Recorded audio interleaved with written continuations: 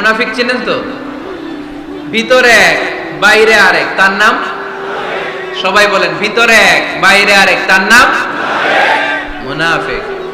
ইউযহিরু খিলাফা মা ইউবতিন, আরবিতে কি বলে? ইউযহিরু খিলাফা মা ইউবতিন, প্রকাশ করে একটা, ভিতরে আরেকটা।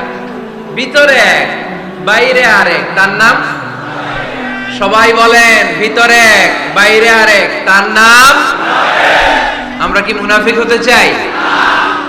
এরা যখন যে সুবিধাজনক অবস্থানে থাকে তখন তার সাথে থাকে। ডান দিকে যে বলে আপনি ভালো, আমি আপনার দলের লোক।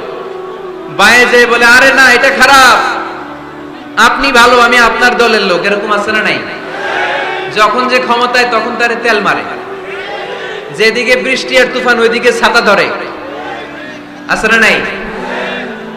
বাংলাদেশে একটা গান চলছিল কিছুদিন, শুনতাম, মধু হই হই বিষ হাবাইলা।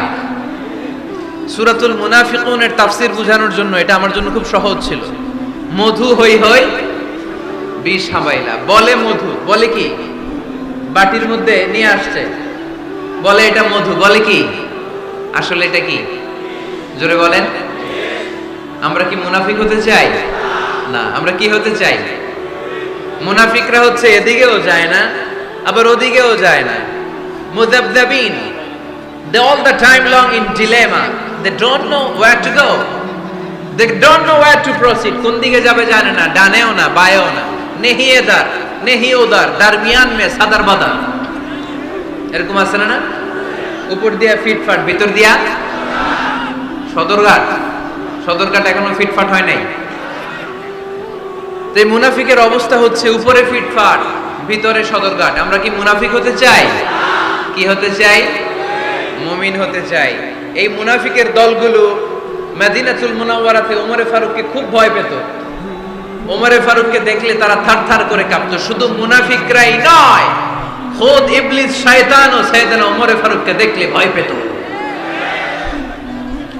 আমরা আমাদের ছেলে মেয়েদেরকে যদি খাবার না খায় আমরা কি বলি? আম্মু খাবার খাও। কি আসবে? ভূত আসবে, বিড়াল আসবে, বাঘ আসবে। এগুলো গাজীপুরে বলে না বোধহয়। আপনাদের ছোট্ট মেয়েটা যদি রাত্রে খেতে না চায়, আপনারা লোকমা তুলে কি বলেন? এই তাড়াতাড়ি খাও। কি আসবে? ভূত। ভূত আসবে। তো মদিনার সমাজে মদিনার ছোট্ট কচিকাচা সোনারমণিরাও রাতে খেতে চাইতো না। মদিনাতুল মুনাওয়ারার মায়েরা রাত্রিবেলা খাবার নিয়ে বাচ্চাদেরকে বলতো, মা তাড়াতাড়ি খাও, হা হুয়া ইয়াতি উমর, ওই যে উমর আসতেছে। উমর ইসলামের দ্বিতীয় খলিফা। আশাদুহুম ফি আমরিল্লাহি উমর, আল্লাহর জমিনে আল্লাহর দ্বীন বাস্তবায়নের জন্য সবচেয়ে শক্তিশালী ছিল ওমর। চিল্লায় পড়েন সুবহানাল্লাহ। এই ওমরে ফারুক রাদিয়াল্লাহু তাআলা আনহু যে রাস্তা দিয়ে হাঁটতো, শয়তান ওই রাস্তা রেখে দিয়ে অন্য রাস্তা দিয়ে হাঁটতো। মা সালাকা শাইতানু ফাজ্জান সালিকান ইল্লা সালাকা ফাজ্জান গায়রা ফাজ্জিক। বিষ্ণু বলছেন, ওমর, শয়তান তোমারে দেখে এত ভয় পায়, তুমি যে রাস্তা দিয়ে হাঁটো শয়তান তোমারে দেখলে ওই রাস্তা রেখে দিয়ে অন্য রাস্তা দিয়ে হাঁটে। চিল্লায় পড়েন সুবহানাল্লাহ। এদিকে কি হয়েছে? লোড বেশি হয়ে গেছে। আল্লাহ নামের জিকির করবে যারা, আল্লাহর কাছে প্রিয় তারা। আল্লাহর কাছে প্রিয় যারা, জান্নাতে প্রবেশ করবে তারা। জোরে লা ইলাহা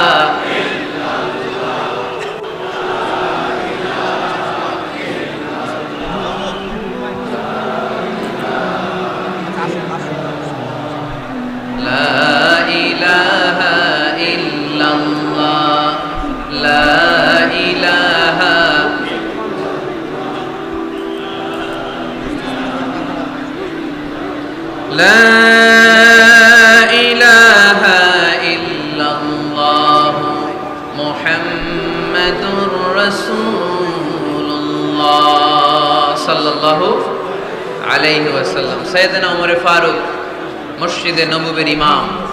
মসজিদে নববীর কি ইমাম? আপনারা শুনতেছেন? এই ছেলেরা বসে যাও, বসে যাও, বসে যাও, বসে যাও। সাইয়েদনা ওমর ফারুক মসজিদে নববীর ইমাম। এদিকে তাকান, আমার দিকে তাকান, আমার দিকে তাকান। উনি প্রত্যেক নামাজের ইমামতি করতে আসতেন মসজিদে নববীতে।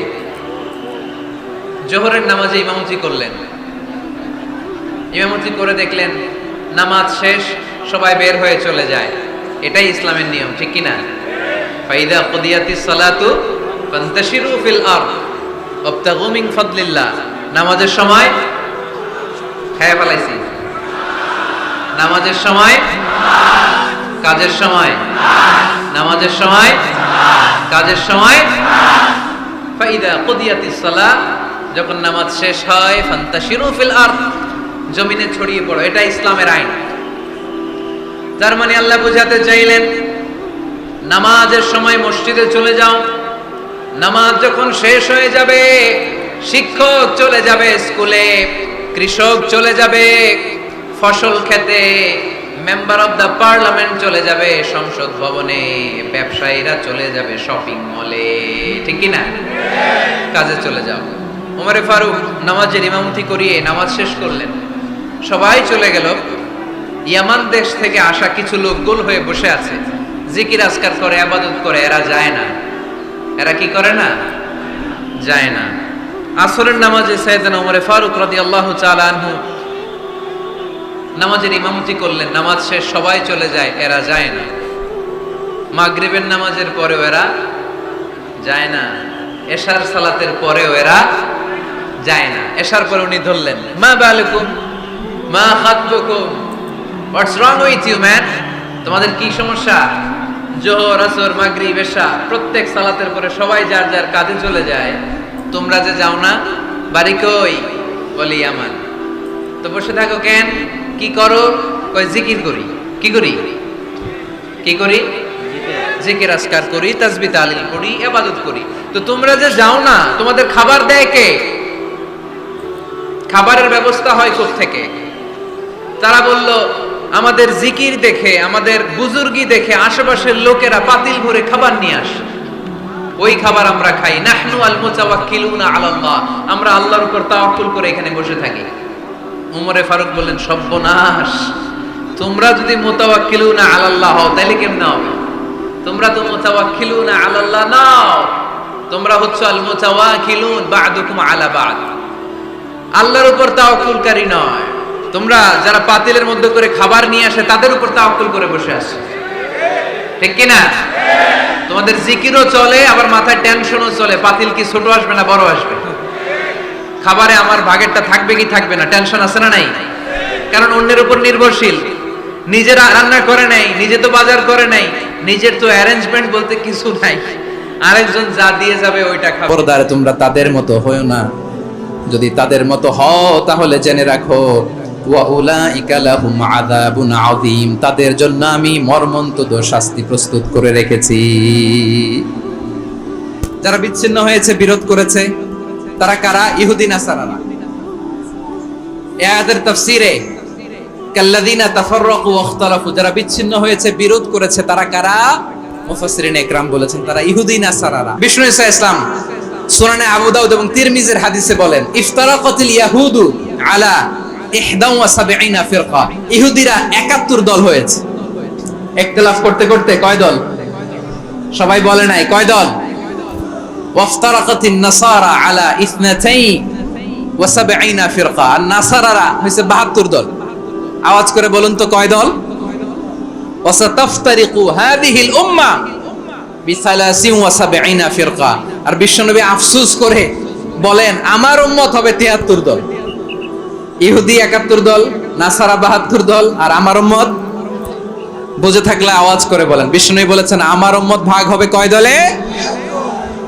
কুল্লুহা ফিন্নার, সব জাহান্নামে যাবে, ইল্লা ওয়াহিদা, একটা দল ছাড়া। সাহাবারা বললেন, মান হিয়া ইয়া রাসূলুল্লাহ, সে নাজাত প্রাপ্ত জান্নাতি দল কোনটা? আপনি কি আমাদের বলবেন না? আপনি মেহেরবানি করে একটু বলে দেন তারা কারা।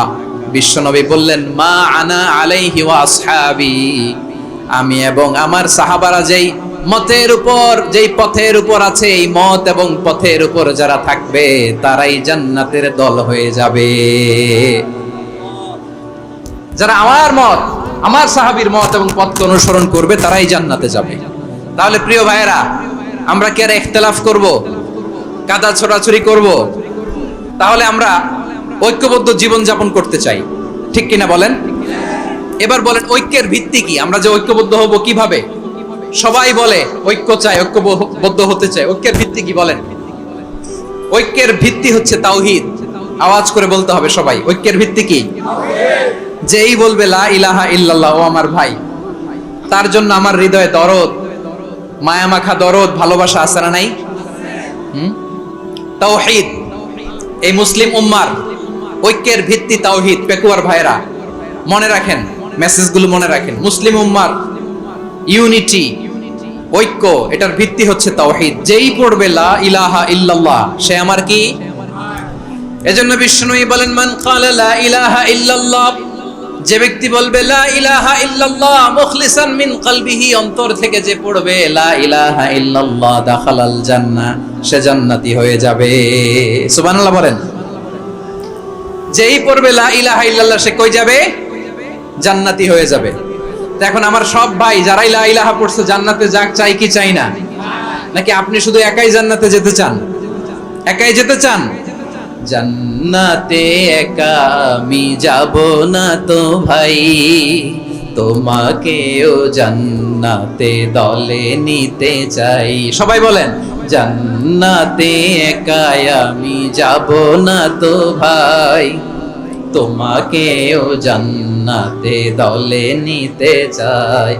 আমাদের জান্নাতের দল ভারী হোক, আমরা চাই কি চাই না? যেই বলবে লা ইলাহা ইল্লাল্লাহ, ওই আমার ভাই, সে জান্নাতে যাক, এটাও আমি চাই, ঠিক কিনা? নাকি সবাইরে জাহান্নামে পাঠাইয়া খালি আপনি জান্নাতে ঢুকবেন? আচ্ছা বলেন, সব গেছে জাহান্নামে, আপনি একা জান্নাতে, ওই জান্নাতে ভাল লাগবে আপনার? আকল খাটান। সব জাহান্নামে গেছে, যান। এ কাফের, ও জালেম, ও নাস্তিক, সব গেছে জাহান্নামে, আপনি একা জান্নাতে, ওই জান্নাতে ভাল লাগবে? জান্নাতে আমি একা যেতে চাই না, আমার জান্নাতের দলকে আমি ভারী করতে চাই। চিল্লায়া বলো ঠিক কিনা? যারাই বলবে লা ইলাহা ইল্লাল্লাহ, তারা আমার ভাই। বিশ্বনবী এই কথাটার আরো চমৎকার ব্যাখ্যা করেছেন। তিনি বলেন, মান সাল্লা সালাতানা ওয়াস্তাকবালা কিবলাতানা ওয়া আকালা যাবিহাতানা ফাযালিকাল মুসলিম লাহু যিম্মাতুল্লাহি ওয়া যিম্মাতু রাসূলিহি ফালা তুগফিরুল্লাহা ফি যিম্মাতিহি।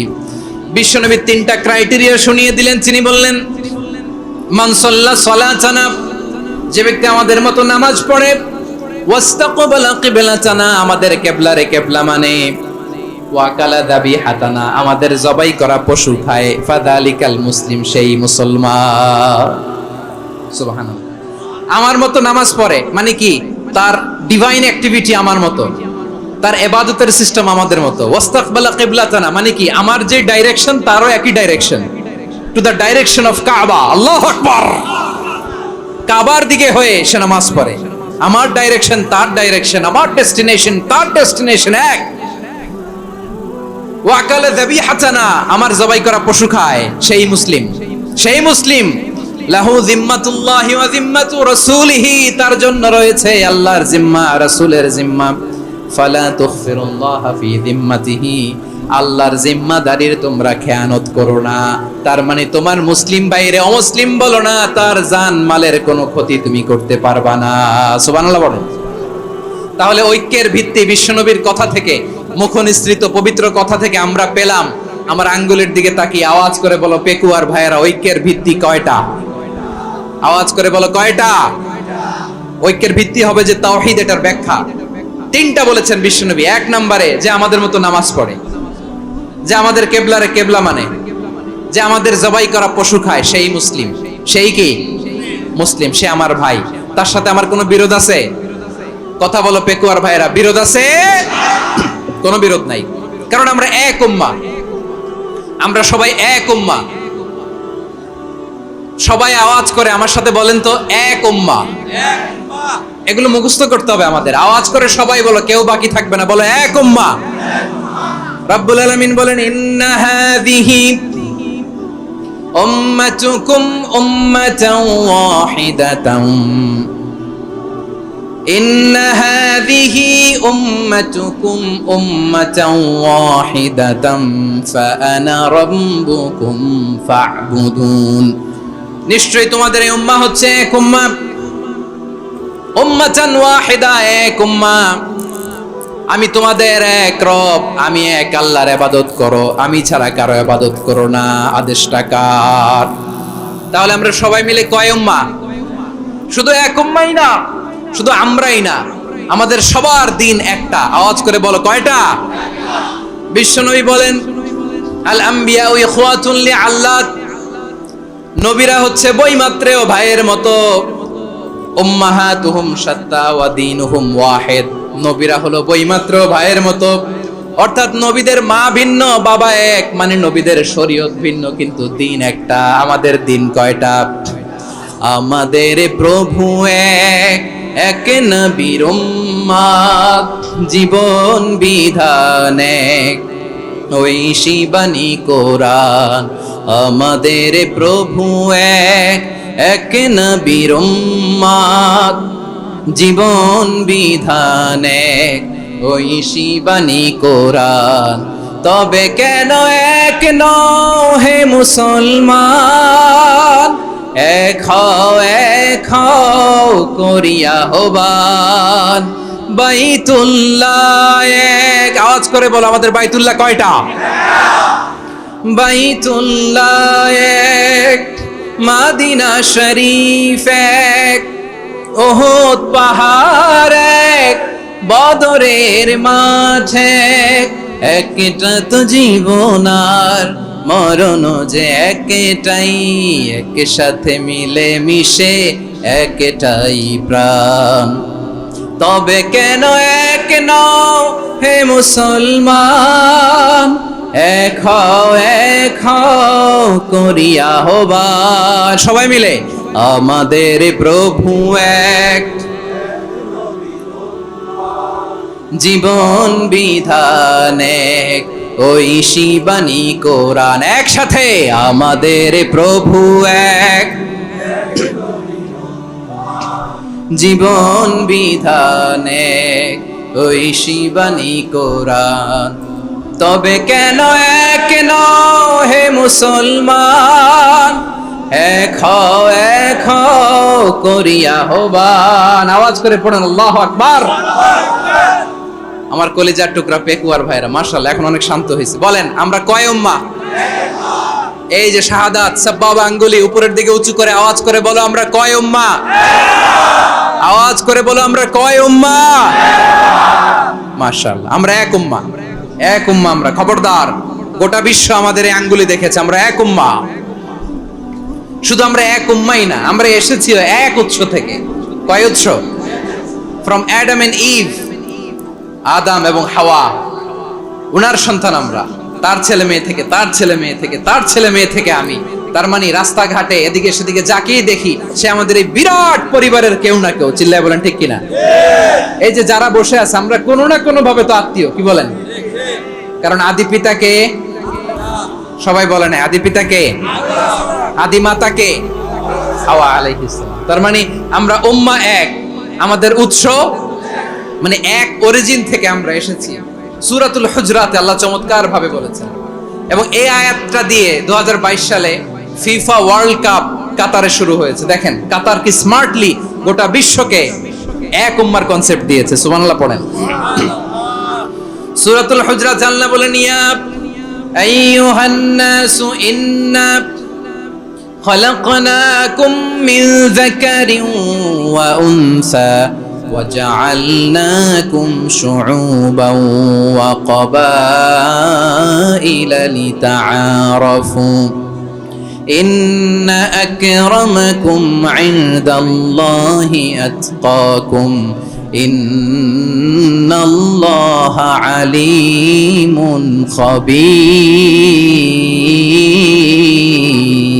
خبير আল্লাহ বলেন, ইয়া আইয়ুহান নাস ইন্না খলাকনাকুম মিন যাকারিন ওয়া উনসা, ও দুনিয়ার মানুষেরা শোনো, তোমাদের সবাইকে সৃষ্টি করেছি এক পুরুষ এক নারী থেকে। আওয়াজ করে বলতে হবে, পুরুষটার নাম কি? এবার আওয়াজ করে বলুন, নারীটার নাম কি? মিন যাকারিন ওয়া উনসা, এক নারী এক পুরুষ থেকে তৈরি করেছি, যাতে যাতে দলে দলে তোমাদেরকে বিভক্ত করেছি, যাতে একে অপরের সাথে পরিচিত হতে পারো। So may you interact each other. বিভিন্ন দেশে বিভিন্ন দলে তোমাদেরকে বিভক্ত করেছে যাতে ইন্টারঅ্যাকশন হতে পারে, তাআরুফ হতে পারে। লিতাআরফু, যাতে তাআরুফ হয়, পারস্পরিক পরিচিতি হয়। তাহলে আমাদের অরিজিন এক। এই আয়াতটা যে কত powerful! This verse addresses the entire human being. অনেক আয়াতে আল্লাহ বলে ইয়া আইয়ুহাল্লাযীনা আমানু, ওহে মুমিনরা। অনেক আয়াতে আল্লাহ বলে ওহে মুসল্লিরা, ওহে মুমিনরা, ওহে বিশ্বাসীরা। কিন্তু এখানে আল্লাহ মুমিন, মুসল্লি, আস্তিক, নাস্তিক ভেদে সবাইকে একসাথে অ্যাড্রেস করেছেন। আল্লাহ বলেছেন ইয়া আইয়ুহান নাস, ওহে মানব সকল। He addresses the entire human being regardless the colors, the races, the languages, the ethnicities, and reminded us we all from one origin. চিল্লায় বলেন আল্লাহু আকবার। আল্লাহ বলেন তোমাদের সবাইকে বানিয়েছি এক পিতা আদম, এক মাতা হাওয়া থেকে, দলে দলে গ্রামে গ্রামে ছড়িয়ে দিয়েছি যাতে করে তোমরা পরিচিত হতে পারো। আমি আল্লাহর কাছে তোমাদের কোনো ধরনের আলাদা মর্যাদার কোনো স্ট্যান্ডার্ড নাই, একটা ছাড়া। ইন্না আক্রামাকুম ইনদাল্লাহি আতকাকুম, আমার কাছে তার মর্যাদা সব চাইতে বেশি যার হৃদয়ে তাকওয়া থাকবে বেশি। আল্লাহর কাছে ধনী গরিবের পার্থক্য নাই, লম্বা খাটোতে পার্থক্য নাই, আরব অনারবে পার্থক্য নাই। এই আয়াত নাজিল করে আল্লাহ তাআলা বিভেদের দেয়াল বা প্রাচীরকে ভেঙে গুড়িয়ে দিয়েছে। সবাই সমান, আমরা সবাই সমান, কোনো পার্থক্য নাই। তাহলে আমরা এক উম্মাহ। আওয়াজ করে বলতে হবে আমরা কি? আমরা কয় উৎস থেকে এসেছি? এক উৎস। এবার আল্লাহ বললেন শুধু চাই না, বিশ্বনবী আমাদের শিখিয়ে দিলেন শুধু এক উম্মাহ না, শুধু এক উৎস না, তোমরা এক দেহ এক প্রাণ। আল্লাহু আকবার। এক দেহ এক প্রাণ বানানোর কথা না, বিশ্বনবীর কথা। বিশ্বনবী বলেন মাসালুল মুমিনিনা ফি তাওয়াদ্দিহিম ওয়া তাআতুফিহিম ওয়া তারাহুমিহিম মাসালুল জাসাদ। মুমিনের ভালোবাসা, সম্প্রীতি, ঔদার্যতা, এটা দৃষ্টান্ত কি? লাইক ওয়ান সিঙ্গেল বডি, একটা দেহের মতো সবাই। ইনিশতাকা মিনহু উদুন তাদাআলাহু সাইরুল জাসাদি বিসাহরি ওয়াল হুম্মা। দেহের একটা অঙ্গ যদি ইনজুরড হয়, সারা দেহ যেমনি ব্যথা পায়, পেইন পায়, তেমনি গোটা বিশ্বের যেখানেই হোক মুসলিম আঘাত পেলে গোটা বিশ্বের সব মুসলিমের কলিজায় যে লাগে, ঠিক কি না? আরেক বর্ণনায় বিশ্বনবী বলেন আল মুসলিমুনা কা রাজুলিন ওয়াহিদ ইয়ানি জাসাদিন ওয়াহিদ। পুরো মুসলিম হচ্ছে, উম্মাহ হচ্ছে এরকম এক দেহ। ইনিশতাকা আইনু ইশতাকা কুল্লু। চোখে ব্যথা লাগলে যেমনি সারাটা দেহ ব্যথা অনুভব করে, ইনিশতাকা রাসুহু ইশতাকা কুল্লু। মাথায় ইনজুরি হলে যেমনি সারা দেহে ব্যথা লাগে, গোটা বিশ্বের যেখানেই মুসলিম ব্যথা পাক, আক্রান্ত হোক, গোটা বিশ্বের সব মুসলমানের কলিজায় লাগে, ঠিক কিনা বলেন? আচ্ছা, আপনার চোখে ব্যথা, কোথায় ব্যথা? আপনার চোখে যেহেতু ব্যথা, সারা দেহে তো খুব আরাম লাগে, তাই না?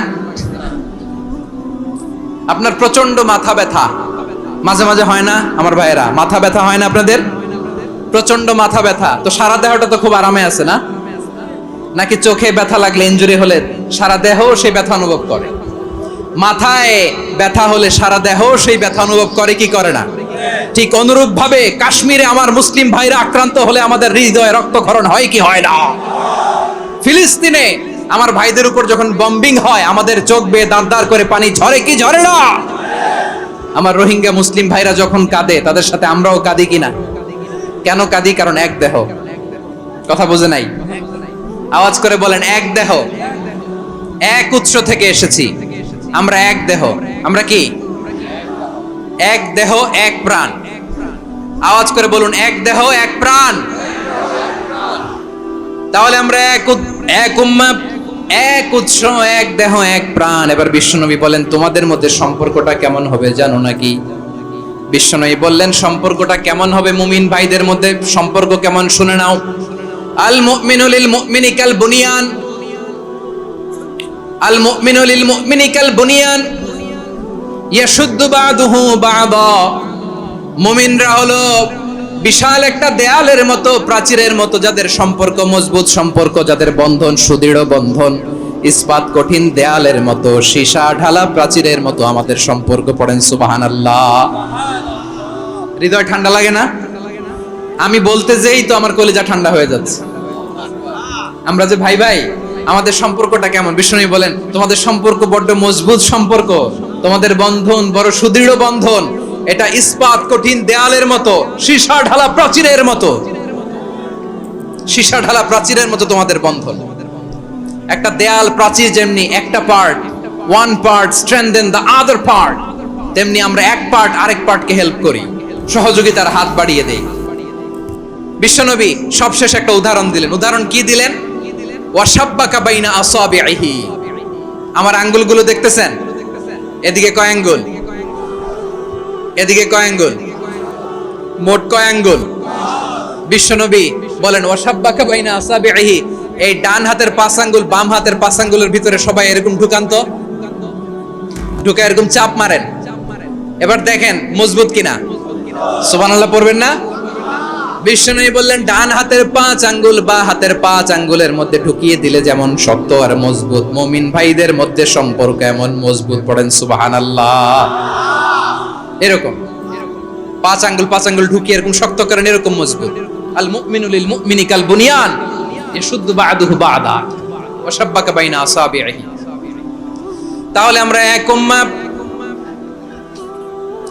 আমরা এক উৎস থেকে এসেছি, আমরা এক দেহ এক প্রাণ, আমাদের সম্পর্ক বড় মজবুত। এবার আল্লাহরে বললাম, আল্লাহ আমাদের সম্পর্কটার একটা নাম দিয়া দেন। আমাদের এই চমৎকার সম্পর্কের একটা নাম থাকার দরকার আছে না নাই? রব্বুল আলামিন আমাদের সম্পর্কের একটা চমৎকার নাম দিলেন, নামটা হচ্ছে ভাই ভাই সম্পর্ক। কি সম্পর্ক? ফিল করে না, এই জন্য মুখ দিয়ে বেরোয় না। ভাই ভাই, আমরা একে অপরের কি? আমরা ভাই ভাই। কিন্তু তাবলীগের দাওয়াতের কাজ করতে যে এক ভাইয়ের হাতে আরেক ভাই খুন হয়, এমন নজির এই দেশে আছে না নাই? কি করে পারলে তুমি? হ্যাঁ, দিনের প্রচার করতে যে তোমার ভাইয়ের রক্তে তুমি হাত রাঙালে কি করে? আমাদের সম্পর্কের নাম দিয়েছে আল্লাহ তাআলা ভাই ভাই। আমরা বললাম আল্লাহ আমরা এক উৎসব, এক উম্মাহ, এক দেহ এক প্রাণ, আমাদের সম্পর্কের একটা নাম দিয়ে দেন। রব্বুল আলামিন বললেন ইন্নামাল মুমিনুনা ইখওয়াতুম ফাসলিহু বাইনা আখাওয়াইকুম ওয়াত্তাকুল্লাহ লাআল্লাকুম তুরহামুন। নিশ্চয়ই মুমিনরা হলো ভাই ভাই, নিশ্চয়ই তোমরা মুমিনরা ভাই ভাই, তোমাদের সম্পর্কের নাম তোমরা পরস্পর ভাই ভাই। এই ভাই ভাইয়ের মধ্যে যদি বিরোধ লাগে তাহলে আপোষ মীমাংসা করে দাও, শান্তি সমঝোতা করে দাও। আল্লাহকে ভয় করো, রহমত নাজিল করবে কে? ভাই ভাইয়ের মধ্যে যদি বিরোধ হয় কি করবেন? আরো লাগাই দিবেন নাকি? মাশাআল্লাহ, মিটাই দিব। ভাই ভাই বিরোধ হলে আপোষ মীমাংসা করে দাও, শান্তি সমঝোতা করো, মজা নিও না। পেকুয়াতে আপনার বাড়ির পাশে আপন 2 ভাই মারামারি লাগছে, আপনি দেখলে কি করেন? অনেকে মজা নেয়, অনেকে কি করে? মজা নেয়, আরেকটু লাগুক। আবার বলে হাত থাকতে মুখে কি বলে? কপাল পোড়া, কপাল পোড়া। আফসোস তাদের জন্য, কপাল পোড়া। ভাই ভাই ঝগড়া লাগলে বলবেন যে হাত থাকতে মুখে কি, নাকি? কলিজা কাঁপে না আপনার? আপনি যে মজা নেন। আমরা ভাই ভাই, মজা নেওয়া যাবে না, মিলিয়ে দিতে হবে। মুমিনদের আল্লাহ একটা সম্পর্ক জুড়ে দিলেন, সম্পর্কের নাম ভাই ভাই। আমরা সবাই কি? আওয়াজ করে বলেন, আমরা সবাই কি? আল উখুয়া, ব্রাদারহুড। সুবহানাল্লাহ, কত চমৎকার ইসলাম আমাদেরকে শিখিয়েছে। ভ্রাতৃত্ব 3 ধরনের। পেকুয়ার ভাইয়ের আওয়াজ করে বলেন কয় ধরনের? একটা হচ্ছে আল উখুয়া আল ইনসানিয়া, হিউম্যান ব্রাদারহুড, মানবিক দিক থেকে ভাই, যারাই মানুষ তারাই আমার ভাই। পেকুয়ায় হিন্দু পাড়া আছে নাকি? বড়ুয়া পাড়া আছে নাকি? এরাও কিন্তু আমাদের ভাই। এরা কি? কথা কয় না, এরা কি? কোন দিক থেকে? মানবিক দিক থেকে, কারণ তারাও মানুষ, আমরাও এদিক থেকে ভাই। এটাকে বলে হিউম্যান ব্রাদারহুড, আল উখুয়া আল ইনসানিয়া। ভ্রাতৃত্বের আরেকটা রূপ হচ্ছে আল উখুয়া আন নাসাবিয়া, রক্তের সম্পর্কের ভাই, আমার আপন ভাই। 3 নম্বর প্রকার হচ্ছে আল উখুয়া আদ-দীনিয়া, দিনী ভাই। এটা নিয়ে কথা বলতেছি আমি। দিনী ভাই এই যে পেকুয়া, আজকে লক্ষ মানুষের জনসমুদ্র, আমরা একে অপরের কি ভাই? দিনী ভাই। আওয়াজ করে বলেন তো কি ভাই? এই দিনী ভাই, মানবিক ভাই, রক্তের সম্পর্কের ভাইকেও ছাড়িয়ে যায়। এটা ফিল করতে হবে। পেকুয়ার জেনজি, এ আমার দিনী ভ্রাতৃত্ববোধ।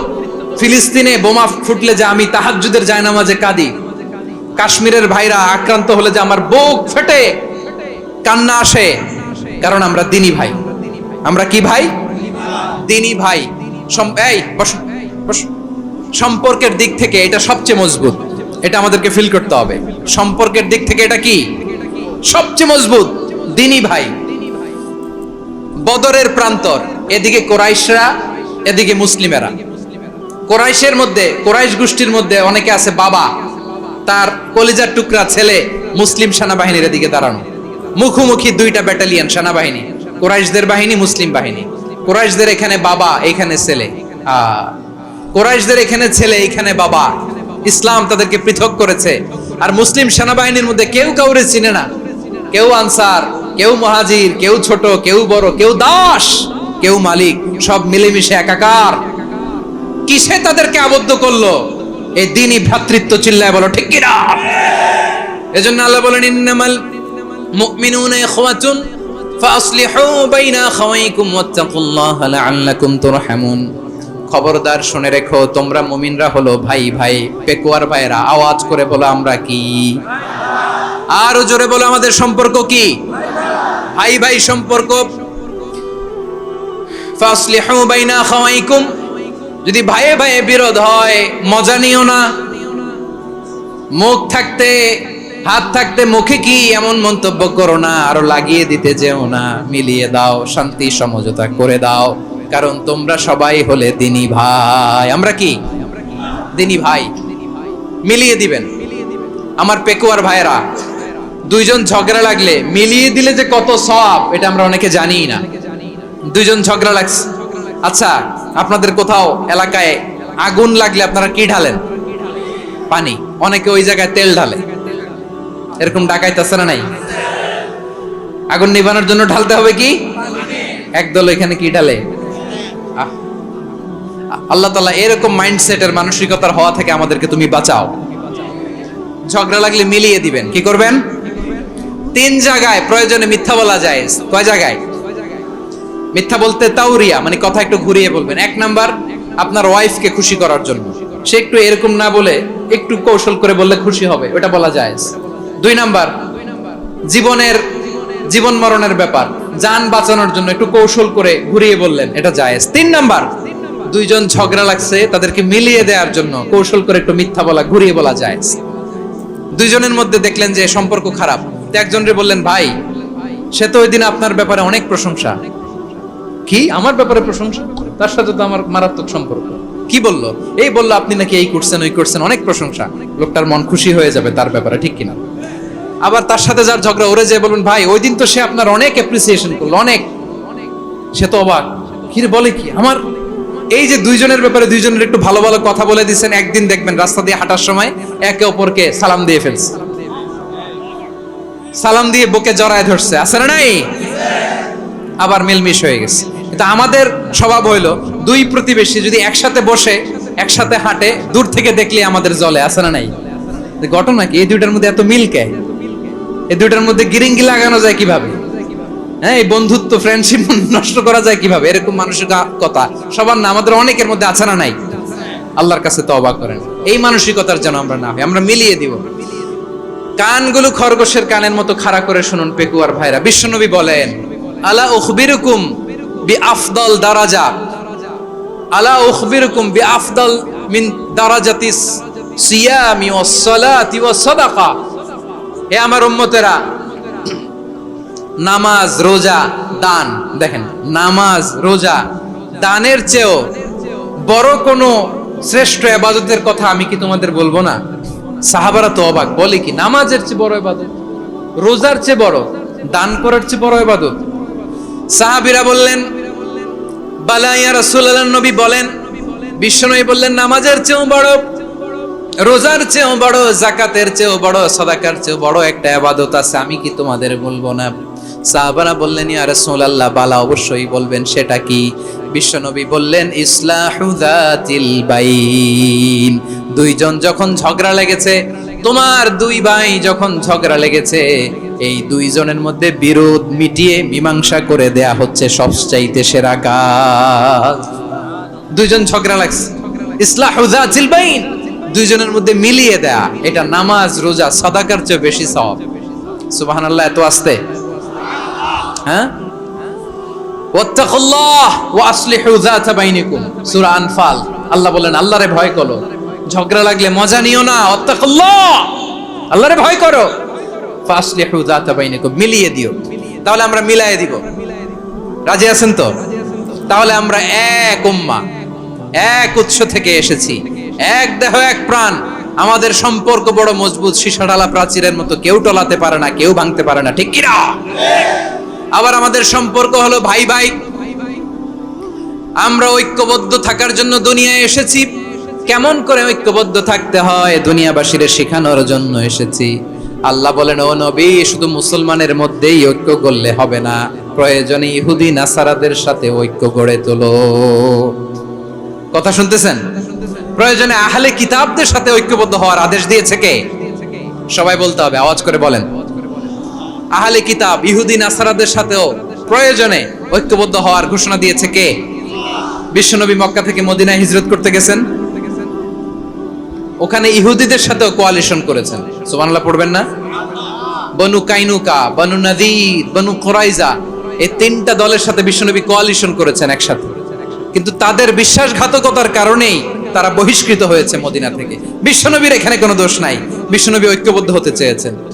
আল্লাহ তাআলা নবীরে বললেন, নবী তুমি তাদেরকে বলো, ও আহলে কিতাবের ভাইয়েরা, ইহুদি নাসারারা, এসো এসো এসো, আমরা এমন একটা বিশ্বাসের প্রশ্নে একত্রিত হই, যে বিশ্বাস তোমাদের নবীরাও প্রচার করেছে, যে বিশ্বাস আমিও প্রচার করি, যে বিশ্বাসের কথা তোমাদের পবিত্র ধর্মগ্রন্থগুলোতে রয়েছে, আবার যে বিশ্বাসের কথা আমার কোরআনের মধ্যেও রয়েছে, আসলে ওই কথায় আমরা একত্রিত হই। সুবহানাল্লাহ। তাহলে ভিন্ন ধর্মী তাদের সাথে যখন আমরা ঐক্য করব, কিসের উপর ঐক্য?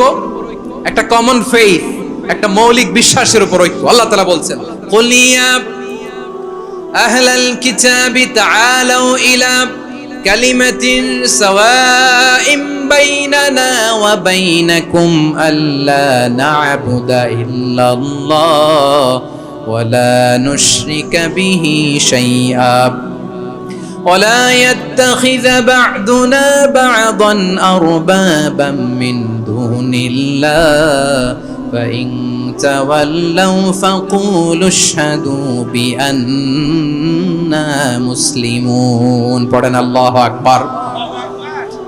রব্বুল আলামিন বিশ্বনবীকে ডেকে বললেন, নবী তোমার প্রতিবেশী ইহুদিদেরকে ডেকে বলো, তাআলাউ ইলা কালিমাতিন সাওয়াইম বাইনানা ওয়া বাইনাকুম, ও ইহুদিরা, আসো এক টেবিলে বসি, আসো এমন একটা কথার উপরে আমরা সবাই একমত হয়ে যাই, যেই কথা তোমরাও মানো আমরাও মানি, সেটা হচ্ছে আল্লাহ ছাড়া আমরা কারো ইবাদত করব না, আমরা সবাই মিলে ইবাদত করি একজনের, তিনি কে? আল্লাহ ছাড়া কারো ইবাদত চলবে না, আল্লাহর সাথে আমরা শরীক করব না, আল্লাহ ছাড়া নিজেরা নিজেদেরকে রব হিসেবে মানব না। এই তিনটা বিষয়ে যদি একমত হও, চলো আমরা একসাথে বসি, আমরা ঐক্যবদ্ধ হই। পড়েন সুবহানাল্লাহ। তাহলে দেখেন, ঐক্য কি শুধু মুসলমানদের মধ্যে না, প্রয়োজনে অন্য ধর্মের সাথে ঐক্যবদ্ধ হতে হয়। যদি পরিস্থিতি কখনো এমনও হয় শিরকের আড্ডাখানা, আপনি ঐক্য প্রতিষ্ঠার জন্য, ঐক্য রক্ষার জন্য, তাও শুধু তাওহীদের দাওয়াত দিবেন, ওইখানে আক্রমণ করবেন না, এটা কোরআনের নীতি। কথা বুঝতে পেরেছেন? সামনে শিরকের কি কথা কয় না, শিরকের কি আড্ডাখানা, আখড়া। কিন্তু ঐক্য বজায় রাখার জন্য, গৃহযুদ্ধ এড়ানোর জন্য আপনি শুধু এটা যে শিরক, এটা হারাম, এটা থেকে তোমরা বেঁচে থাকো, শুধু দাওয়াত দিবেন, আপনি আক্রমণ করবেন না, এটা কোরআনের বিধান। সুবহানাল্লাহ কইবেন না? তো এই চমৎকার ঘটনাগুলো আপনারা শোনাইতে পারবো এরকম বিশৃঙ্খলা করলে। মূসা আলাইহিস সালাম আল্লাহর সাথে সরাসরি কথা বলতেন, ওয়া কাল্লামাল্লাহু মূসা তাকলিমা। সুবহানাল্লাহ পড়েন, আওয়াজ তুলে সবাই বলেন সুবহানাল্লাহ। এখন বনি ইসরাইল হচ্ছে পৃথিবীর সবচেয়ে গোয়ার জাতি। তারা বলে, মূসা তুমি যে আল্লাহর সাথে কথা বলো, আমরা তো দেখি না, তুমি যে কথা বলো আমরা তো শুনি না, তো কি করতে হবে? বনি ইসরাইল বলে, আমাদের মধ্য থেকে 70 জন নিয়ে যাইতে হবে তোর পারে।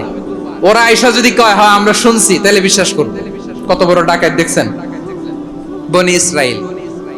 এদের চেয়ে গোয়ার জাতি নাই। এত গোয়ার তুমি করেছো মুসা আলাইহিস সালামের সাথে।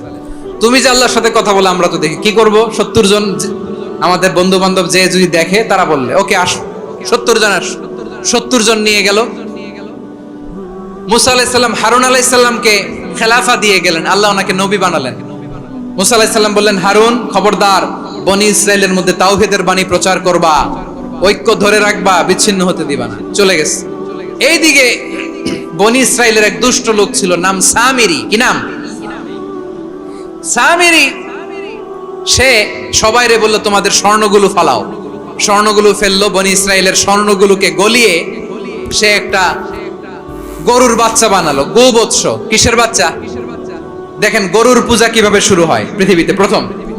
গোবৎস পূজা, গরুর বাচ্চার পূজা কিভাবে।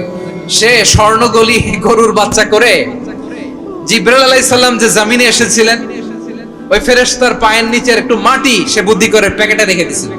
সে গরুর বাচ্চা বানায় স্বর্ণ দিয়ে গলিয়ে ওই মাটি এটার মধ্যে ঢুকাই দিছে বেলকি দেওয়ার জন্য। স্বর্ণ দিয়ে বানানো গোবৎস গরুর বাচ্চার গায়ে যখন সেই মাটি ছুঁড়ে দেয়া হলো, এখন বাছুরের ভেতর থেকে ভ্যাঁ ভ্যাঁ আওয়াজ আসতেছে। কি আসতেছে? সবাই তো অবাক। সামিরি বলে, আরে তোমরা যে 70 জন দিয়ে মুসা আলাইহিস সালামরে পাঠাইছো, ওইদিকে এত ঘুরতেছে, আল্লাহরে খুঁজে পায় না, আল্লাহ তো এটার ভিতরে ঢুকছে। নাউজুবিল্লাহ বলবেন না? তোমরা যে 70 জন দিয়ে পাঠাইলা, 70 জন নিয়ে মুসা আলাইহিস সালাম খালি ঘুরতেছে, আল্লাহরে পায় না। পাবে কেমনে? আল্লাহ তো নাউজুবিল্লাহ এটার ভিতরে। সেজদা দাও। এই সেজদা দিয়ে গেল। আল্লাহর নবী হারুন আলাইহিস সালাম বললেন, খবরদার, এটা সুস্পষ্ট শিরক। আল্লাহ সব গুনাহ মাফ করে, শিরকের গুনাহ মাফ করে না। খবরদার, তোমরা থামো। কে শোনে কার কথা? এই যে যেমন এখন আপনারা আমার কথা শুনতেছেন না? শুনতেছেন? হারুন আলাইহিস সালাম বললেন, খবরদার, এই শিরকি কাজে তোমরা সংযুক্ত হয়ো না। তোমাদেরকে কি মনে নাই আমার ভাই মুসা আলাইহিস সালাম কি বলছে? আল্লাহ শিরক মাফ করে না। খবরদার, শিরক করো না, আল্লাহরে ভয় করো। হারুন আলাইহিস সালাম তাদেরকে বুঝালেন, শিরক করো না, আল্লাহরে ভয় করো। শুধু এতটুকুই তিনি বুঝালেন, দাওয়াতি কাজ পালন করলেন, কিন্তু প্রতিরোধ করেন নাই, সশস্ত্র সংগ্রামে লিপ্ত হন নাই, বাধা দেন নাই। কারণ গৃহযুদ্ধ বেঁধে যেতে পারে। উনি ভাবলেন, আমি যদি আমার বাহিনী নিয়ে দাওয়াত দেওয়ার সাথে সাথে প্রতিরোধ করি, আক্রমণ করি, ওরাও আমারে আক্রমণ করবে, ব্লাডশিড হবে, রক্তপাত। এমন অবস্থা হবে বনি ইসরাইলের মধ্যে, যেটা হয়তো আমার ভাই মুসাও কন্ট্রোল করতে পারবে না। সুবহানাল্লাহ কইবেন না? এক একজন নবীকে আল্লাহ তাআলা কি ইন্টেলেক্ট দিয়ে পাঠিয়েছেন। তিনি ভাবলেন, আমি দাওয়াতি কাজটাই করি, এটা যে হারাম এটা থেকে শুধু বারণ করি, কিন্তু প্রতিরোধ না করি। আমি যদি ঐক্য ধরে রাখতে পারি, বাকিটা আমার ভাই সামলে নেবে। সুবহানাল্লাহ। হারুন আলাইহিস সালাম প্রতিরোধ করলেন না। বনি ইসরাইলের মধ্যে গৃহযুদ্ধ বেঁধে যাওয়ার আশঙ্কায় প্রতিরোধ করলেন না, আক্রমণ করলেন না, শুধু দাওয়াত দিলেন। ইন দা মিন টাইম মুসা আলাইহিস সালাম আল্লাহর সাথে কথা বলে যখন ফিরে আসলেন, দেখলেন বনি ইসরাইলের অধিকাংশ লোক মুশরিক হয়ে গেছে। মুশরিক হয়ে গেছে। মুসা আলাইহিস সালাম রেগে গেলেন। রেগে প্রথমে বনি ইসরাইলদেরকে অ্যাটাক না করে ভাইয়ের দাড়ি ধরলেন। হারুন আলাইহিস সালামের দাড়ি আর চুল। মেজাজি নবী ছিলেন। হারুন, তুমি কি করলা? তোমারে কি দায়িত্ব দিয়ে গেলাম? তুমি কি করলা? তুমি থাকতে বনি ইসরাইল কেমন করে শিরকের কাজে নিমজ্জিত হয়ে যায়? সাইয়েদনা হারুন আলাইহিস সালাম বললেন, ইন্নী, কোরআন সাক্ষী, কোরআন থেকে কোট করছি, ইন্নী খাশিতু আন তাকুলা ফাররাকতা বাইনা বনি ইসরাঈলা ওয়া লাম তারকুব কওলি। ও আমার ভাই, আমার দাড়ি ধরবেন না, আমার মারবেন না। আমি ভয় করেছি, আমি ভয় পেয়েছি, না জানি আপনি বলেন তুমি কেন খাশিতু আন তাকুলা ফাররাকতা বাইনা বনি ইসরাঈল। আপনি এসে আমারে যদি বলেন তুমি কেন ঐক্য ধরে রাখলে না, কেন মারামারি হলো, কেন রক্তপাত হলো, তোমারে কি এই দায়িত্ব আমি দিয়ে দিয়েছিলাম? আমার কথার দিকে কি তুমি ভ্রুক্ষেপ করো নাই? আমি যে বলছি তাওহীদের বাণী প্রচার করবা আর ঐক্য ধরে রাখবা, আমার কথা কি শোনো নাই? আপনি আমারে ধমকাবেন, এই জন্য আমি প্রতিরোধ করি নাই, আক্রমণ করি নাই, গৃহযুদ্ধ আটকানোর জন্য, কিন্তু আমি দাওয়াত দিয়েছি। সুবহানাল্লাহ পড়েন। ঐক্য ধরে রেখেছেন। মুসা আলাইহিস সালাম মুহূর্তেই সামিরিকে আক্রমণ করলেন, অ্যাটাক করলেন, শাস্তি দিলেন। মুহূর্তেই ওই গোবৎস গরুর বাছুরকে ভেঙে চুড়ে মেসাকার করে সাগরের মধ্যে ভাসিয়ে দিলেন। পুরো বনি ইসরায়েলকে আবার তাওহীদের উপর প্রতিষ্ঠিত করলেন। পড়েন সুবহানাল্লাহ। এই ঘটনা থেকে শিক্ষা কি? শিক্ষা হচ্ছে আপনি শিরকের আড্ডাখানা দেখলেও বৃহৎ স্বার্থে তাওহীদের দাওয়াত দিবেন, প্রয়োজনে আপনি ঐক্য নষ্ট করবেন না। সুবহানাল্লাহ পড়বেন না? তাহলে ঐক্যের গুরুত্ব বেশি না কম বলেন? আওয়াজ করে বলেন। ওয়াতাসিমু বিহাবলিল্লাহি জামিআ, আল্লাহর রশিকে আঁকড়ে ধরো। ওয়ালা তাফাররাকু, তোমরা বিচ্ছিন্ন হয়ো না। পেকুয়ার ভাইরা আওয়াজ করে বলেন তো আদেশটা কার? এখন বলেন আমাদের ঐক্যবদ্ধ জীবনের দরকার আছে না নাই? এখন আমরা যদি ঐক্য নষ্ট করি আমাদের কি কি সমস্যা, কি ক্ষতি, কি কুফল? অনৈক্যের কুফল কি? কয়েকটা কুফলের কথা বলে শেষ করব। প্রিয় ভাইরা, what are the drawbacks and disadvantages of division, social and political division in the society? Disunity, আমরা যদি বিচ্ছিন্ন হই, একে অপরের যদি মারামারি করি, একজন যদি আরেকজনের কাফের ফতোয়া দেয়, আমাদের কি ক্ষতি? শুনবেন? কথা কয় না, শুনবেন? এক নাম্বার ক্ষতি হচ্ছে আমরা যদি বিচ্ছিন্ন হই আমাদের শক্তি কমে যাবে, আমাদের পাওয়ার আমরা হারাবো। আমাদের কি হারাবো? পাওয়ার। মনে রাখবেন, যখন আমি একা থাকি তখন আমি ব্যক্তি, যখন আমরা সবাই মিলি তখন আমরা শক্তি। তাহলে আমরা যদি বিরোধে নিজেরা বিরোধে লিপ্ত হই আমাদের ক্ষমতা, পাওয়ার ছুটে যাবে। আমরা এই পাওয়ার হারাতে চাই না, ঠিক কিনা বলেন? রব্বুল আলামিন ঠিক তাই বললেন। রব্বুল আলামিন বললেন, খবরদার, ওয়াতিউল্লাহ ওয়া রাসূলাহু ওয়া লা তানাযাউ ফাতাফশালু ওয়া তাযহাবা রিহুকুম ওয়াসবিরু ইন্নাল্লাহা মা'আস সাবিরিন। আল্লাহর আনুগত্য করো, নবীর আনুগত্য করো, কিন্তু খবরদার নিজেরা বিরোধে লিপ্ত হয়ো না, নিজেরা মারামারি করো না, তাহলে তোমাদের শক্তি কমায় দিবে কে? ফাতাফশালু, তোমরা সাহস হারাবা, ওয়া তাযহাবা রিহুকুম, তোমাদের শক্তি কমে যাবে, পাওয়ার কমে যাবে। তাহলে আমরা যদি নিজেরা মারামারি করি, আমরা নিজেরা যদি বিচ্ছিন্নতায় লিপ্ত হই, আমরা যদি মতানৈক্য করি, তাহলে আমাদের শক্তি কমে যাবে, ঠিক কিনা? আমরা শক্তি কমাবো। আচ্ছা, ছোট্ট একটা বাঁশের কঞ্চি যদি আপনারে দেয়, পায়ের মধ্যে ধাক্কা দিয়ে ভাঙতে পারবেন না? এরকম বাঁশের কঞ্চি যদি 20টা একসাথে জোড়া লাগায় দেয়, ভাঙতে পারবেন? কথা বুঝে নাই মনে হয়। চিকন একটা বাঁশের কঞ্চি দিলে ভাঙা যাবে না? এই এরকম চিকনই 20টা বাঁশের কঞ্চি একসাথে লাগাই দিলে ভাঙতে পারবেন? কারণ যখন আমি একা থাকি তখন আমি ব্যক্তি, যখন আমরা সবাই মিলি তখন আমরা শক্তি। আমরা যেন শক্তি না হারাই। আমরা বিরোধে লিপ্ত হলে আমাদের শক্তি কমে যাবে। এই হচ্ছে এক নাম্বার ডিসঅ্যাডভান্টেজ। 2 নাম্বার ডিসঅ্যাডভান্টেজ হচ্ছে আমরা নিজেরা বিরোধে লিপ্ত হলে অন্যরা আমাদের মাথায় কাঁঠাল ভেঙে খাইতে সুবিধা হয়। কথা বুঝেন নাই? আমরা যদি বিরোধে লিপ্ত হই তাহলে পরাশক্তিগুলোর সুবিধা, তখন আমাদের কাউকে দিতে হবে ট্রানজিট, কাউকে দিতে হবে সেন্ট মার্টিন, কাউকে দিতে হবে দেশের অর্ধেক। চিল্লায় বলো ঠিক কিনা? নিজেদের প্রবলেম সলভ করার ক্যাপাসিটি আমাদের আর থাকবে না। আমরা যদি বিরোধে জড়াই, আমার কলিজার টুকরা পেকুয়ার ভাইরা, আমরা বিরোধ করব না, আমরা বিচ্ছিন্ন হব না। নিজেরা বিরোধে জড়ালে পরাশক্তিগুলো আমাদের মাথায় কাঁঠাল ভেঙে খায়। তখন ভারতের পিছনে দৌড়াতে, আমেরিকার পিছনে দৌড়াতে আমাদের জুতার তলা ক্ষয় হইয়া যাইবে। নিজেদের প্রবলেম সলভ করা যাবে না। আমরা যদি অন্যের পিছনে না দৌড়াতাম আর এই বিরোধকে থামাতে পারতাম, বাংলাদেশ আজকে যেখানে আছে তার কমপক্ষে 50 গুণ সামনে থাকতো। চিল্লায় বলেন ঠিক কিনা? তাহলে 1 নাম্বার ক্ষতি হচ্ছে আমাদের পাওয়ার লেস হয়ে যায়, আমরা দুর্বল হই যদি আমরা বিরোধ করি। 2 নাম্বার হচ্ছে পরাশক্তিগুলোর সুবিধা নেয়। 3 নাম্বার হচ্ছে আমাদের উন্নয়ন, দেশের উন্নতি, অগ্রগতি, এটা স্থবির হয়ে যায়, এটা বাধাগ্রস্ত হয়। প্রিয় ভাইরা, ইউনিটি, ঐক্য হচ্ছে একটা দেশের উন্নয়নের মূল ভিত্তি। 2 জন কইছে ঠিক। এদিকে এখন কয়েকজন কইছে ঠিক।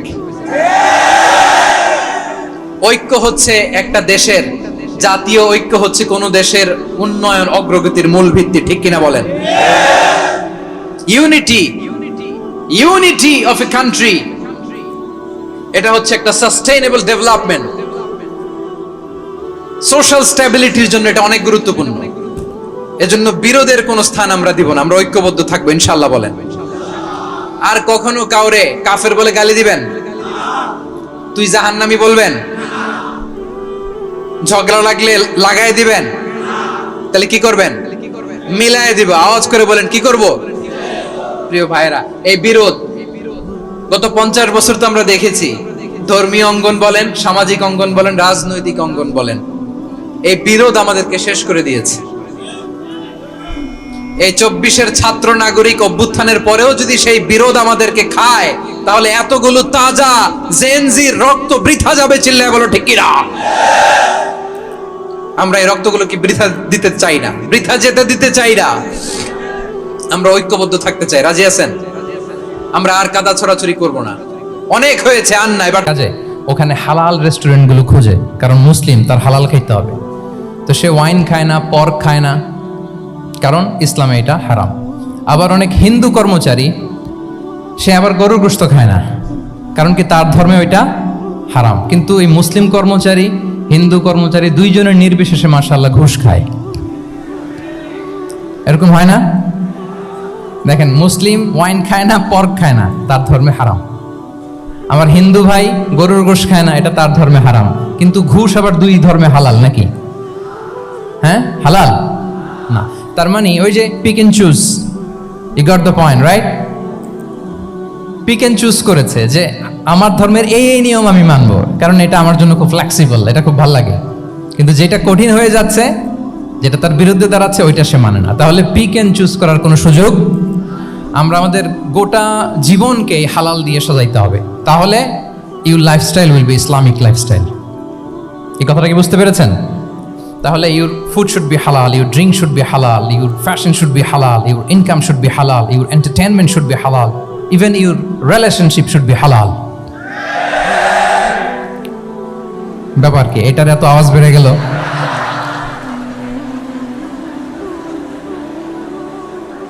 এটা কমন পড়ে গেছে নাকি?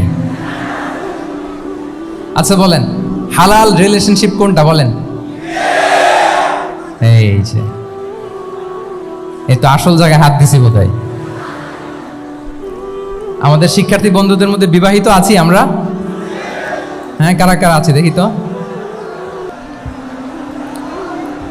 মাশাআল্লাহ, মাশাআল্লাহ, ঠিক আছে, ঠিক আছে।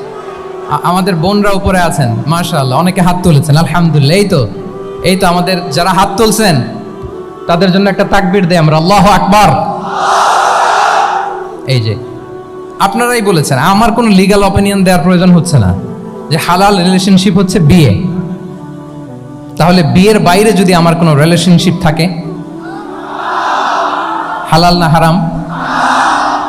ফতোয়া দিচ্ছে কে? আমি? আপনারাই দিচ্ছেন। বলেন, বিবাহ পরবর্তী কোনো যদি এক্সট্রা ম্যারিটাল রিলেশনশিপ থাকে, এটা ইসলামে হালাল না হারাম? তাইলে pre marriage relationship, after marriage relationship, এটা শরীয়তে হারাম। তো এই হারাম যদি আমি এই হারামের সাথে যদি নিজেকে জুড়ে দেই, তাহলে আমার লাইফস্টাইল এটা ইসলামিক লাইফস্টাইল হতে পারে না। আমরা বিয়ের মতো পবিত্র বন্ধনের মধ্য দিয়ে আমরা আমাদের দাম্পত্য জীবনকে উপভোগ করব। আল্লাহ তৌফিক দান করুক। এই যে অনেকে হাত তুলে ফেলছে, মাশাআল্লাহ, তার মানে সেকেন্ড ইয়ারে আছে, ফার্স্ট ইয়ারে আছে, থার্ড ইয়ারে আছে, আলহামদুলিল্লাহ, হালাল রিলেশনশিপে তারা গিয়েছে, মাশাআল্লাহ। তাহলে হালাল এন্ড হারামের ব্যাপারে যদি আমরা বলি, আমাদের পুরো জীবনের প্রতিটি অঙ্গন আমরা হালাল দিয়ে সাজাবো। কি বলেন? পারা যাবে তো ইনশাআল্লাহ? হারামের সাথে আমাদের কোনো সম্পর্ক আছে? হ্যাঁ, আমরা সবকিছু হালাল দিয়ে সাজাবো তো? হারামকে আমরা না বলে দিব না, নো। আজকের এই জহির রায়হান মিলনায়তনের এই হল রুম থেকে হারামকে আমরা লাল কার্ড দেখাই দিলাম। কি বলেন? হারামকে আমরা নো বলবো, আওয়াজ করে বলুন নো। ওকে, নো টু হারাম। তাহলে দ্য কনসেপ্ট অফ হালাল এন্ড হারাম আশা করি আমাদের কাছে ক্লিয়ার। আমরা হালাল দিয়ে নিজেদের জীবনকে সাজাবো, হারামের সাথে আমাদের কোনো সম্পর্ক নাই। তাহলে একটা ট্রেইট আমরা শেয়ার করলাম, একটা কোর ভ্যালু শেয়ার করলাম, যে আমরা যদি হালাল মেনটেন করতে পারি আমাদের জীবনে, এটা হচ্ছে one of the core values of Islamic lifestyle. 2 নম্বর হচ্ছে, ইসলামিক লাইফস্টাইলটা বেসিকলি এটা একটা প্রোডাক্টিভ লাইফস্টাইল। ইসলামী লাইফস্টাইল আমাদেরকে প্রোডাক্টিভ হতে উদ্বুদ্ধ করে। আপনার দিন শুরু হবে অনেক সকালে, প্রোডাক্টিভিটি নিয়ে অনেক লম্বা আলোচনা করা যেতে পারে। আমি ছোট্ট একটা পয়েন্ট যদি আজকের এই হলরুমে শেয়ার করি প্রোডাক্টিভিটি নিয়ে, যে ইসলামিক লাইফস্টাইল হচ্ছে আপনি একেবারে সকাল সকাল আপনার দিন শুরু করবেন। Early to bed and early to rise makes a man healthy wealthy. সবাই তো শিখেছি এটা, যে আগে আগে ঘুমোতে যাও, আগে আগে ঘুম থেকে জাগো, তুমি ধনী হবে, তারপর তুমি প্রজ্ঞাবান হবে, তুমি সুস্বাস্থ্যের অধিকারী হবে। এটা হচ্ছে ইসলামিক লাইফস্টাইলের একটা কোর ভ্যালিউ। সকাল সকাল দিন শুরু করা মানে সানরাইজের আগে আমার সকাল শুরু হবে। কাজী নজরুলের যে কবিতা, সূর্যি মামা জাগার আগে উঠবো আমি জেগে, পড়েছি আমরা সবাই, কিন্তু হয়তো মানা হয় না। তো এই যে সকাল সকাল ঘুম থেকে ওঠা, এটা যদি আপনার মধ্যে না থাকে, এটা ইসলামিক লাইফস্টাইল হতে পারে না। You must be a morning person. সকাল সকাল উঠতে হবে। আপনার সময় এমনভাবে মেনটেন করবেন আপনি যে সকাল সকাল ফজরের পর থেকে আপনি অ্যাক্টিভ। তার মানে you have to wake up early, you have to sleep early. একজন মর্নিং পারসন যদি না হন, এটা ইসলামিক লাইফস্টাইল হবে না। এর কারণ আল্লাহ রাসূল সাল্লাল্লাহু আলাইহি ওয়া আলিহি ওয়াসাল্লাম আমাদেরকে সকালে জেগে থাকার ব্যাপারে ইন্সপায়ার করেছেন, এবং তিনি দোয়া করেছেন এই উম্মার জন্য স্পেশালি, যে এই সময়টা এটা ফুল অফ বারাকা, ফুল অফ ব্লেসিংস। তিনি দোয়া করেছেন, আল্লাহুম্মা বারিক লি উম্মতি ফি বুকুরিহা। আল্লাহ এই উম্মতের বুকুরটা মানে সকালের সময়টা, লেটস সে সানরাইজের পরে 3-4 ঘন্টা, এই সময়টাকে আল্লাহ আপনি বরকত দিয়ে ভরে দেন। এই সময়টাতে ঘুমানো যাবে না, এটা হচ্ছে বরকতের সময়। এবং আল্লাহ রাসূল সাল্লাল্লাহু আলাইহি সাল্লাম যদি কোনো সামরিক অভিযান প্রেরণ করতেন, এই টাইমে প্রেরণ করতেন, এই বুকুরের টাইমে। এবং সাহাবারা তাদের কোনো ট্রেড ক্যারাভান, ব্যবসায়িক কাফেলা যখন সেন্ড করতেন, এই টাইমটাতে সেন্ড করতেন, কারণ এই টাইমটাতে বারাকা। তো এখন নিজের সাথে মিলিয়ে নেন যে এই টাইমটাতে আমরা কি করি। আমি জানি না আপনাদের কি অভ্যাস। আমি এসে তো শুনলাম যে জাহাঙ্গীরনগর বিশ্ববিদ্যালয়ে নাকি যতজন শিক্ষার্থী ততজনের জন্য এখানে আবাসনের ব্যবস্থা আছে। বাংলাদেশের কোনো ইউনিভার্সিটিতে নাকি এটা নেই। আলহামদুলিল্লাহ, অসাধারণ প্রিভিলেজ, এখানে অনেক সুন্দর সুযোগ। তো এখন বলেন আপনাদের সকালের রুটিন কি, বলেন। ঘুমিয়ে থাকেন না জেগে থাকেন? হ্যাঁ, আচ্ছা, ফজরের পরে আমরা ঘুমাই কারা কারা দেখি? সর্বনাশ। আচ্ছা ঠিক আছে, হাত নামান।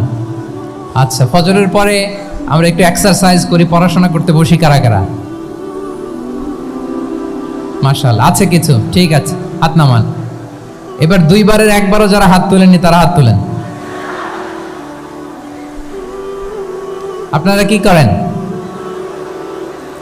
এইটা হ্যাঁ, ডিভাইস।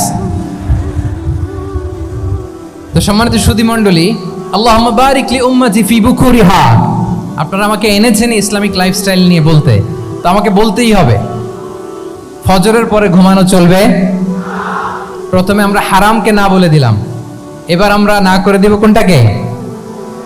হ্যাঁ, ফজরের পরে আজকে থেকে কোনো ঘুম চলবে। আমি এখানে জবরদস্তি করব না, শুধু আপনাদের সামনে আমি প্রেজেন্ট করছি। যদি সেমিনারের যে টপিক নিয়ে আপনারা শুনতে এসেছেন, এটা যদি আপনি অ্যাডাপ্ট করতে চান, অনুশীলন করতে চান, হ্যাঁ, ফজরের পরে আজকে থেকে কোনো ঘুম চলবে। এই সময়টাতে অনেক বারাকা আছে। তো কি করতে হবে? এটার জন্য আগে আগে ঘুমোতে হবে। কি বলেন?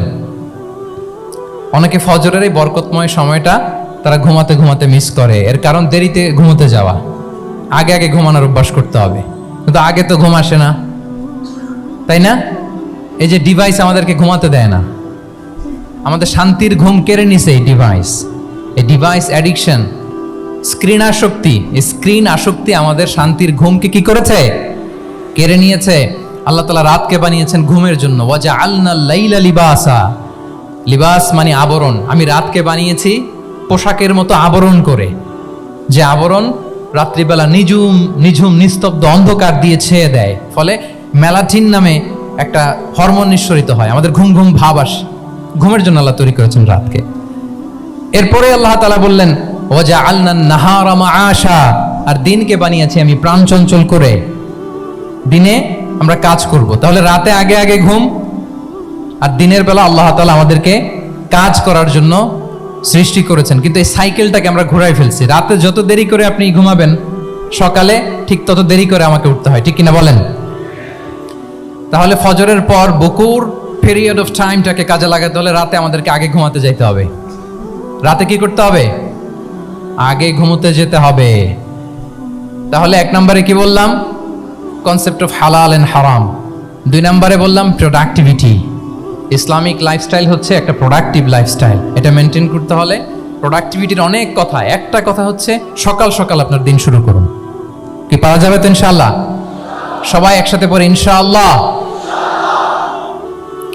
এই যে আমাদের দেরি করে রাতে ঘুম আসে, স্ক্রিনার শক্তি, এই ডিভাইস আমাদের আরামের ঘুম কেড়ে নিছে কেন জানেন? এর কারণ হচ্ছে আল্লাহর দেয়া যে ফিতরাত, এই ফিতরাতকে আমরা উল্টে দিয়েছি। ফিতরাত শব্দটার সাথে আপনাদের পরিচয় আছে? হ্যাঁ, the innate characteristics of a human being. একটা মানুষের যে ক্যারেক্টারিস্টিক্স, যে ইননেট স্বভাব দিয়ে আল্লাহ তাআলা তৈরি করেছেন, নেচার, এটাকে আরবিতে বলে ফিতরাত।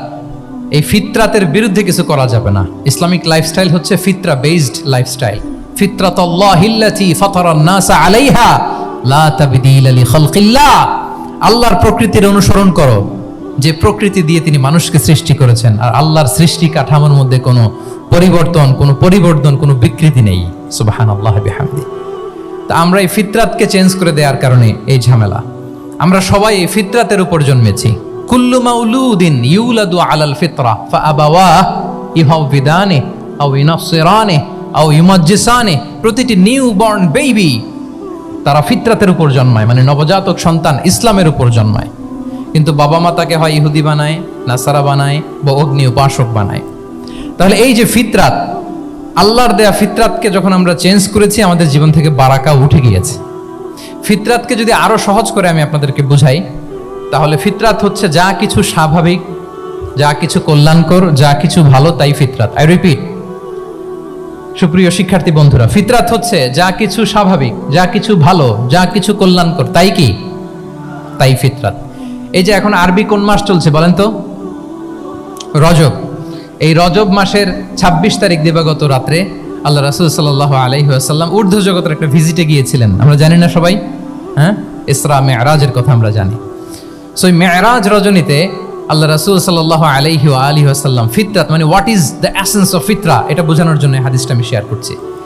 মেরাজে যখন গেলেন, জিবরিল আলাইহিস সালাম ওনাকে 2টা পেয়ালা দিলেন। তিনি বললেন উচিতু বি ইনাআইন, আমাকে 2টি পেয়ালা দেয়া হলো। ফি আহাদিহিমা লাবান ওয়া ফিল আখারি খামর। এক পেয়ালায় ছিল দুধ, আরেক পেয়ালায় ছিল মদ। ফা আখাযতুল লাবান ওয়া শারিবতু। যখন 2টা অপশন দেয়া হলো, 2টা পেয়ালা, আমি দুধের পেয়ালাটা নিলাম এবং সেটা পান করলাম। তখন জিবরিল আলাইহিস সালাম বললেন আসাবতাল ফিতরা, মানে you are guided to the ফিতরা, আপনি সঠিকটাই নিয়েছেন। যেটা ফিতরা, যেটা নেওয়া উচিত, আপনি ওইটাই নিয়েছেন। তাহলে এখন আরো সহজ হবে। যদি 2টা পেয়ালা দেয়া হয়, একটা মদের পেয়ালা আর একটা দুধের পেয়ালা, তো আমরা নিব কোনটা বলেন? হ্যাঁ, তাইলেই ফিতরা হবে। তাহলে কি হবে? তাহলে যেটা স্বাভাবিক, যেটা কল্যাণকর, যেটা আমাদের জন্য ভালো, সেটা হচ্ছে ফিতরাত। তাহলে মদের পেয়ালা, দুধের পেয়ালা, কোনটা নিব? সবাই নিব তো নাকি? আমাদের রুচির যে দুর্ভিক্ষ চলতেছে, অনেকে মদের পেয়ালাই নিয়ে নিবে। কি বলেন? আছে না একদল, তারা কি করে? ওইটা চুজ করে ফেলবে। এবার বলেন আমরা কোন পেয়ালা নিব, মদের না দুধের? আমাদের ঐতিহ্য, আমাদের রুচি, আমাদের মূল্যবোধকে ধ্বংসের যত আয়োজন দরকার, সব সেটআপ চারদিকে আছে। আল্লাহর ফিতরাতকে ধ্বংস করে দেওয়ার শয়তানি সব আয়োজন আমাদের চারিদিকে। বাট আপনাকে রাইট থিংটা চুজ করতে হবে। তাহলে রাসূল সাল্লাল্লাহু আলাইহি ওয়াসাল্লামকে দুধ দেয়া হলো, মদ দেয়া হলো, তিনি নিলেন দুধের পেয়ালা। তাহলে এটা হচ্ছে ফিতরাত। এটা কি? ফিতরাত। এভাবে সব কিছু চেঞ্জ করে দেয়া হয়েছে। সব কিছু, আমাদের লাইফস্টাইল চেঞ্জ করে দেয়া হয়েছে, আমাদের ফুড হ্যাবিট চেঞ্জ করে দেয়া হয়েছে, আমাদের খাদ্যাভ্যাসের মধ্যে পরিবর্তন। দেখবেন যে এখন আমরা যা খাই, আগে কিন্তু এটা খাইতাম না। এখন আমরা প্রসেসড ফুড খাই, হ্যাঁ, ফাস্ট ফুড খাই, জেনেটিক্যালি মডিফাইড যে ফুডগুলো আমরা খাই, এরপরে ল্যাব মিট, কত যে ভয়ঙ্কর। আপনারা জেনে থাকবার কথা যে ল্যাবে তৈরি মাংস দেখেছেন নাকি আপনারা? প্রাকৃতিক মাংসের কোনো ছিটে ফোটা নেই, কিন্তু এটা গরুর মাংস হয়ে গেছে, ওইটা মানুষ খাচ্ছে। মানে আমাদের লাইফস্টাইলও করাপ্টেড, আমাদের ফুড হ্যাবিটও করাপ্টেড, আমাদের স্লিপিং সাইকেলটা করাপ্টেড, সব কিছু করাপ্ট করে দেওয়া হচ্ছে। এবং এটার প্রভাব পড়েছে আমাদের শিশুদের মধ্যেও। দেখবেন যে শিশুরা সবজি খেতে চায় না। আমার তো 2 মেয়ে আছে, আমি তো দেখি বাসায়, বা অনেকের কমপ্লেনগুলো আমরা শুনি। আমাদের এখনকার বাচ্চাদেরকে ভেজিটেবলস দিলে খায় না, মাছ দিলে খায় না, অর্গানিক ভালো ভালো খাবার দিলে শাকসবজি খায় না। কি খাবে জানেন? সচেস খায়, সচেস, হটডগ খায়। হ্যাঁ, ওই যে আপনি অর্ডার দিয়ে বার্গার এনে দিবেন, পিৎজা এনে দিবেন, ওইটা খাবে। তারপর ইনস্ট্যান্ট নুডলস খাবে, স্যুপ খাবে, ফ্রোজেন যত মিল আছে এগুলো খাবে, টিনজাত খাবার যেগুলো দীর্ঘদিন সংরক্ষণ করে রাখা হয়।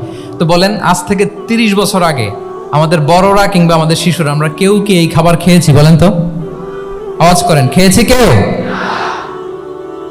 They changed the entire system. কেন আমরা ইসলামিক লাইফস্টাইল নিয়ে কথা বলছি এখন? কারণ আমাদের পুরো সিস্টেমটাই, আমাদের পুরো ফিতরাতটাই ওরা চেঞ্জ করে দিয়েছে। তারপর ডিভাইস ছাড়া বাচ্চারা খেতে চায় না, কার্টুন দেখে দেখে খাওয়াতে হয় ওদের। কি বলেন?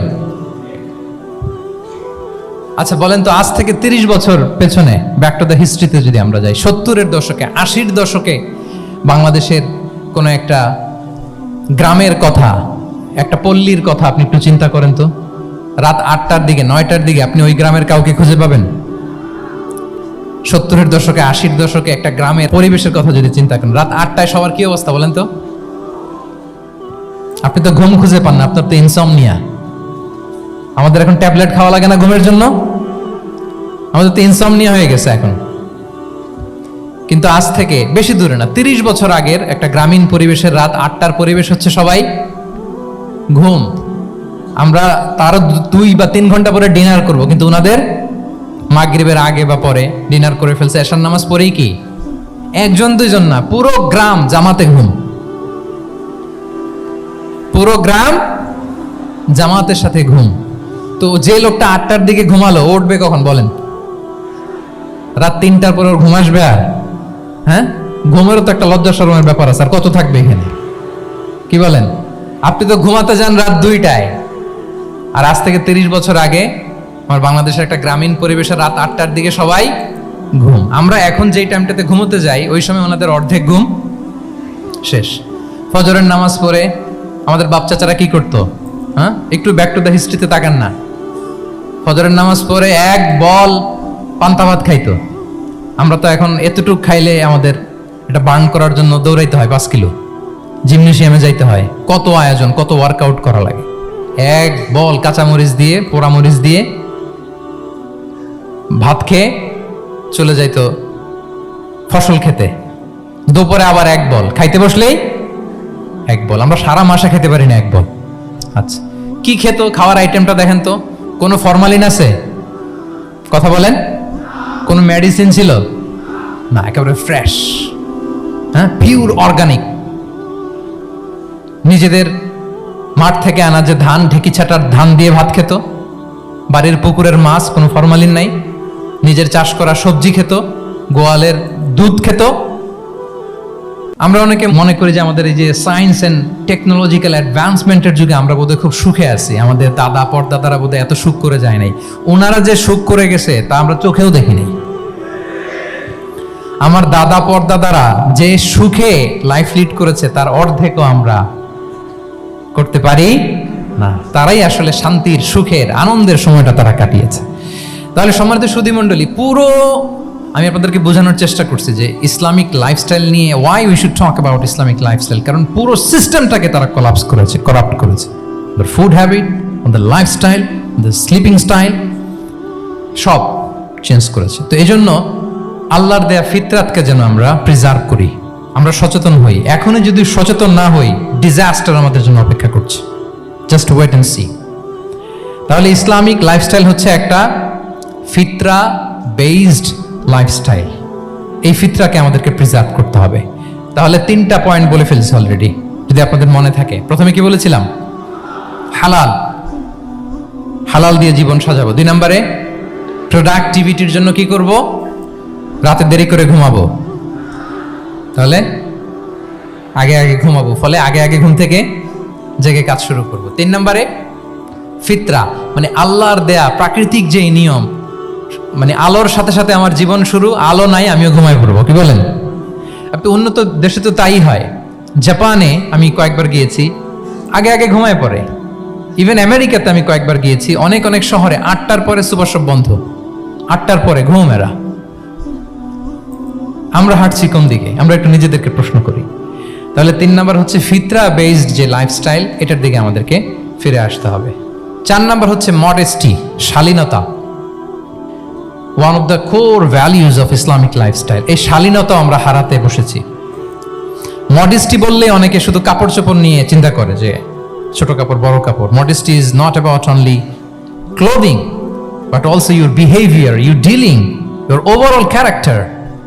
শুধু আপনি মডেস্টি শালীনতা বললে কাপড় চোপড় নিয়ে চিন্তা করবেন না। এটা আপনার মডেস্টি ইন ইউর স্পিচ, আপনার কথার মধ্যেও শব্দ চয়নে মডেস্টি থাকতে হবে, আপনার বিহেভিয়ারে মডেস্টি থাকতে হবে, আপনার ডিলিংসে মডেস্টি থাকতে হবে। এই শালীনতা আমরা হারাচ্ছি। তার বিপরীতে আমাদের সমাজে অশ্লীলতার প্রসার হচ্ছে, লাজুকতা হারিয়ে যাচ্ছে। লাজুকতা, লজ্জা শরম থাকা, এটা যে কত বড় নেয়ামা। যেই জাতি একবার এটা হারিয়ে ফেলে আর কোনো কিছু দিয়ে জোড়াতালি দিয়ে এটা তারা রিভাইভ করতে পারে না। এই যে ওয়েস্ট তো এখন যা যা আমাদেরকে শিখাইছে, যেটাকে আমরা স্ট্যান্ডার্ড মনে করি, আবার তারা ফিরতেছে। এই যে ডিভাইসের কথা বলছি না, আপনি অস্ট্রেলিয়ার খোঁজ খবর নেন, যারা খোঁজ নিয়েছেন তারা জানেন আন্ডার 16 কোনো বাচ্চা সোশ্যাল মিডিয়া ইউজ করতে পারে না অস্ট্রেলিয়াতে। 1 মাস অ্যাপ্লাই করে, কান্ট্রি ওয়াইড অ্যাপ্লাই করে দেখায় ফেলছে। Facebook including Facebook, WhatsApp, Twitter, TikTok, 10টা অ্যাপস যেগুলো বাচ্চাদের মধ্যে এডিকশন নিয়ে আসে, এগুলো সব বন্ধ। জানেন এই নিউজটা? জানেন? মানে ফিরতেছে, উল্টা ফিরতেছে। এই যে শালীনতার কথা আমরা বলি, এটা হারাচ্ছে। রাসূল সাল্লাল্লাহু আলাইহি ওয়াসাল্লাম বলেন, যার শালীনতা নাই, ইযা লাম তাস্তাহি ফাসনা মা শি'তা, যখন তোমার লজ্জা শরম থাকবে না, যা মনে চায় তাই করো। শিশু মোহাম্মদ চলে গেল সেই বনু সাআদে। ছোট্ট মোহাম্মদ কাঁদে না কখনো, ক্ষুধা লাগলেও কাঁদে না, ব্যথা পেলেও কাঁদে না। কিন্তু ছোট্ট মোহাম্মদের প্রাইভেটসের জায়গা থেকে কাপড়টা যখন সরে যেত, শিশু মোহাম্মদ কেঁদে দিত। সুবহানাল্লাহ, শালীনতা। ইদা আলাম তাস্তাহি ফাসনা মা শি'তা। রাসূল সাল্লাল্লাহু আলাইহি ওয়াসাল্লাম বলেছেন, যদি তোমার লজ্জা শরম না থাকে, লজ্জা শরমের মাথা যদি তুমি খাও, তুমি সব করতে পারবা, তোমাকে দিয়ে সব সম্ভব। তাহলে এই শালীনতা, এটা অনেক বড় নেয়ামা। সম্মানিত বন্ধুরা, আজকে দিনকে দিন আমাদের সমাজ থেকে শালীনতা হারিয়ে যাচ্ছে, লাজুকতা হারিয়ে যাচ্ছে। নারী পুরুষ উভয় দিক থেকে, বিশেষ করে আমাদের বোনদেরকে টার্গেট করা হয়েছে। নারীদেরকে, আমাদের বোনদেরকে, তাদেরকে প্ররোচিত করা হচ্ছে, তাদের সামনে আইডিয়া হাজির করা হচ্ছে যে নারী যত বেশি নগ্ন হতে পারে সে তত বড় সাহসী নারী। বলেন, আমাদের সমাজে পত্রপত্রিকা আপনারা দেখেন না এটা? যে নারী নিজেকে যত এক্সপোজ করবে সে তত বড় কি সাহসী নারী, এই তকমা তাকে দেয়া হচ্ছে। এটা টোটাল কমপ্লিট শয়তানের একটা মিশন। শয়তানের প্রথম মিশন হচ্ছে বনি আদমকে বিবস্ত্র করা। কি করা?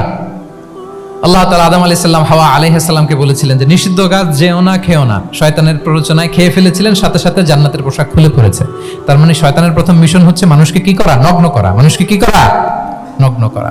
তাহলে আমাদের বোনদেরকে এমন ভাবে তাদের সামনে উপস্থাপন করা হচ্ছে, প্ররোচিত করা হচ্ছে এবং বলা হচ্ছে নগ্নতার পথে যে বেশি হাঁটে সে নাকি তত সাহসী নারী। নাউযুবিল্লাহি মিন যালিক। তাহলে এই যে মানব জাতিকে বস্ত্রহীন করা, এটা শয়তানের একটা মিশন। তার বিপরীতে ইসলাম নারীকে সম্মান দিয়েছে, সম্মান করেছে। যে ঘরে প্রথমে কন্যা জন্মায়, খায়রুকুম মান বুখিরা বিল উনসা, সে ঘরটাকে আল্লাহ তাআলা বরকতময় করে দেয়। 2 সন্তান তো 2 জান্নাতের দরজা ওপেন। 2 কন্যা সন্তান, 3 কন্যা সন্তান তো 3টা জান্নাতের দরজা ওপেন। সুবহানাল্লাহ। স্ত্রী হয়ে যখন ঘরে যাবে, যে ব্যক্তি তার স্ত্রীর কাছে সেরা, পরিবারের কাছে সেরা, সে সবার কাছে সেরা, সে আল্লাহর কাছে সেরা। সুবহানাল্লাহ। এবং কোন মা যদি সন্তান জন্ম দিতে যে মারা যায়, কিয়ামতের দিন আল্লাহ তাআলা ওই মাকে শহীদদের কাতারে দাঁড় করাবেন। আর যদি সেফলি সন্তান ভূমিষ্ঠ হয়, আল্লাহ বলে মায়ের পায়ের নিচে ওই সন্তানের বেহেশত। সুবহানাল্লাহ। কিভাবে নারীর স্ট্যাটাস, মর্যাদাকে ইসলাম বাড়িয়েছে। এবং এই যে ইসলাম যে নারীকে যে ভিআইপি হিসেবে কনসিডার করে, হ্যাঁ, ইসলামের দেয়া নারীর ড্রেস কোড নিয়ে আমাদের অনেকের কত কথা, কত ক্রিটিক। এটা কেন করে? কারণ Islam consider women as a queen. Islam তো নারীকে রানী হিসেবে কনসিডার করে। কি হিসেবে বলেন? আচ্ছা বলেন, যে কুইন হবে, যে রানী হবে, তার একটা স্পেশাল ড্রেস কোড থাকবে না? তার একটা স্পেশাল প্রোটোকল থাকবে না? রানীর সাথে কি যা মনে চায় তা করা যায়, দেখা করা যায়, তার কাছে যাওয়া যায়? আল্লাহু আকবার। কারণ ইসলাম চায় নারীদের জন্য পৃথিবীটা নিরাপদ হোক। ইসলাম চায় নিজ গৃহে বা কর্মক্ষেত্রে নারীরা নিরাপদ থাক। ইসলামের যত ভ্যালিউজ আছে, যত রুলস এন্ড রেগুলেশন আছে, এটা আমাদের ভালোর জন্য, মানব জাতির কল্যাণের জন্য। তাহলে এই অশ্লীলতা থেকে আমাদের যোজন যোজন দূরে থাকতে হবে। If you talk about Islamic lifestyle, আমাদেরকে শালীনতা, মডেস্টি ফিরিয়ে আনতে হবে। You have to maintain modesty. আমি যদি আরো ডিপে যাই, দেখেন এই যে প্রত্যেকের হাতে এক একটা করে পর্ন হাব হয়ে গেছে। এখন হয়েছে না? পর্নোগ্রাফির সয়লাভ, বিকৃত যৌনাচারের সয়লাভ। এখন নতুন নামে নতুন মোড়কে এলজিবি আমাদের সমাজে নানা মোড়কে আমাদের সামনে উপস্থাপন করা হচ্ছে। শুনেছেন না এগুলো? আপনারা নাম শুনেছেন? এই যে ট্রান্স নাম শুনছেন না? নিজের দেহ কাটাকাটি করে দিব্যি পুরুষ, 4 সন্তানের বাবা, এখন হঠাৎ করে বলে যে আমি মনে মনে নারী, তো সোসাইটি যেন আমাকে নারী স্বীকৃতি দেয়। বায়োলজিক্যালি দিব্যি নারী, 3 সন্তানের মা, এখন বলে যে এখন আমি মনে মনে ভাবতেছি পুরুষ, তো আমাকে পুরুষ হিসেবে তুমি কনসিডার করো। আল্লাহর দেয়া ফিতরাত, এই যে বলছে উল্টায় ফেলতেছে, এই ফিতরাতকে ধ্বংস করার সবচেয়ে জঘন্যতম এই নতুন যেটা বাজারজাত করা হচ্ছে যে আইডিওলজি, এটা হচ্ছে ট্রান্স। অধিকারের মোড়কে, তাও আসতেছে কিভাবে? কিসের মোড়কে বলেন তো? রাইটস এর কথা বলে, যেটা একটা রাইটস। এজন্য সম্মানিত সুধীমণ্ডলী, শালীনতার কোনো বিকল্প নেই। If you want to take care of yourself, if you want to take care of your family, your society, you have to maintain modesty. কোনো বিকল্প নেই, সাবধান হইতে হবে আমাদেরকে। তাহলে 4 নম্বরে কি? শালীনতা, মডেস্টি। শালীনতা হচ্ছে ইসলামিক লাইফস্টাইলের ভূষণ। এখন পরিকল্পিতভাবে এই শালীনতার কবর রচনা করা হচ্ছে আমাদের সমাজে। আপনারা কি রাগ করতেছেন? কথা ক্লিয়ারলি বুঝতে পারতেছেন? আমি যদি রয়ে শয়ে কথা বলি তা বুঝতে পারবেন আপনারা? ক্লিয়ারলি মেসেজগুলো আমি আপনাদের সামনে পৌঁছে দিচ্ছি। তাহলে কয়টা গেল? 4টা। হালাল, প্রোডাক্টিভিটি, প্রিজার্ভিং ফিতরা এন্ড ফাইনালি মডেস্টি। 4টা কাভার। 5 নম্বরে হচ্ছে ইসলামিক লাইফস্টাইল যদি আমরা মেনটেন করি, we must have to be optimistic, hopeful, আশাবাদী হতে হবে। মুমিনের ডিকশনারিতে হতাশা নেই। আমরা হতাশ হই না, আমরা নিরাশ হই না, আমরা ভরসা রাখি এক মহান সত্তার উপর। আওয়াজ করে বলুন, তিনি কে? শয়তানের মিশন হচ্ছে আমাদেরকে হতাশ বানানো। আমি স্টেজে ওঠার আগে সম্মানিত স্যার বলতেছিলেন যে আপনি একটু আশাবাদী করবেন আমাদের নারী শিক্ষার্থীদের ব্যাপারে, আমাদের ছেলে শিক্ষার্থীদের কয়েকটা ইস্যু স্যার বললেন যে কিছু ফ্রাস্ট্রেশন তাদের মধ্যে কাজ করে। আজকে আপনাদের ডিকশনারি থেকে ফ্রাস্ট্রেশনকে একেবারে অমিট করে দিয়ে যাব। বলেন, বিশ্বাসীদের ডিকশনারিতে হতাশা বলে কোনো শব্দ আছে? ফ্রাস্ট্রেশন আছে? কারণ শয়তানের মিশন হচ্ছে আমাদেরকে হতাশ বানানো। কি বানানো? শয়তান আমাদেরকে আশাবাদী করতে চায় না, সে চায় আমরা যেন হতাশ হই। আমি ভুল করেছি, পাপ করেছি, অন্যায় করেছি, তো শয়তান সেই পাপের সাগরে আমাকে হাবুডুবু খাওয়াতে চায়, বলে আরে অনেক ভুল হয়ে গেছে, অনেক দূর তুই চলে এসেছিস, আর আল্লাহ তোকে ক্ষমা করবে না, থাক এখানেই থাক, করতে থাক। এরকম শয়তান টেম্পটেশন দেয়, প্রভোকেশন করে। কিন্তু শয়তান জানে না যে আল্লাহর রহমতের দরিয়া কত বড়। শয়তানের মিশন হচ্ছে আমাদেরকে হতাশ বানানো, আর আল্লাহর বাণী আমাদের হৃদয়ে আশা জাগায়, আশাবাদী করে তোলে। আল্লাহর এই কিতাবের, কোরআনের প্রতিটি আয়াতে পরতে পরতে পাবেন আপনি মোটিভেশন, ইন্সপিরেশন। আল্লাহু আকবার। লা তাহজান ইন্নাল্লাহা মা'ানা। মনকে তুমি বুঝিয়ে বলো আল্লাহ আছেন আমার সাথে।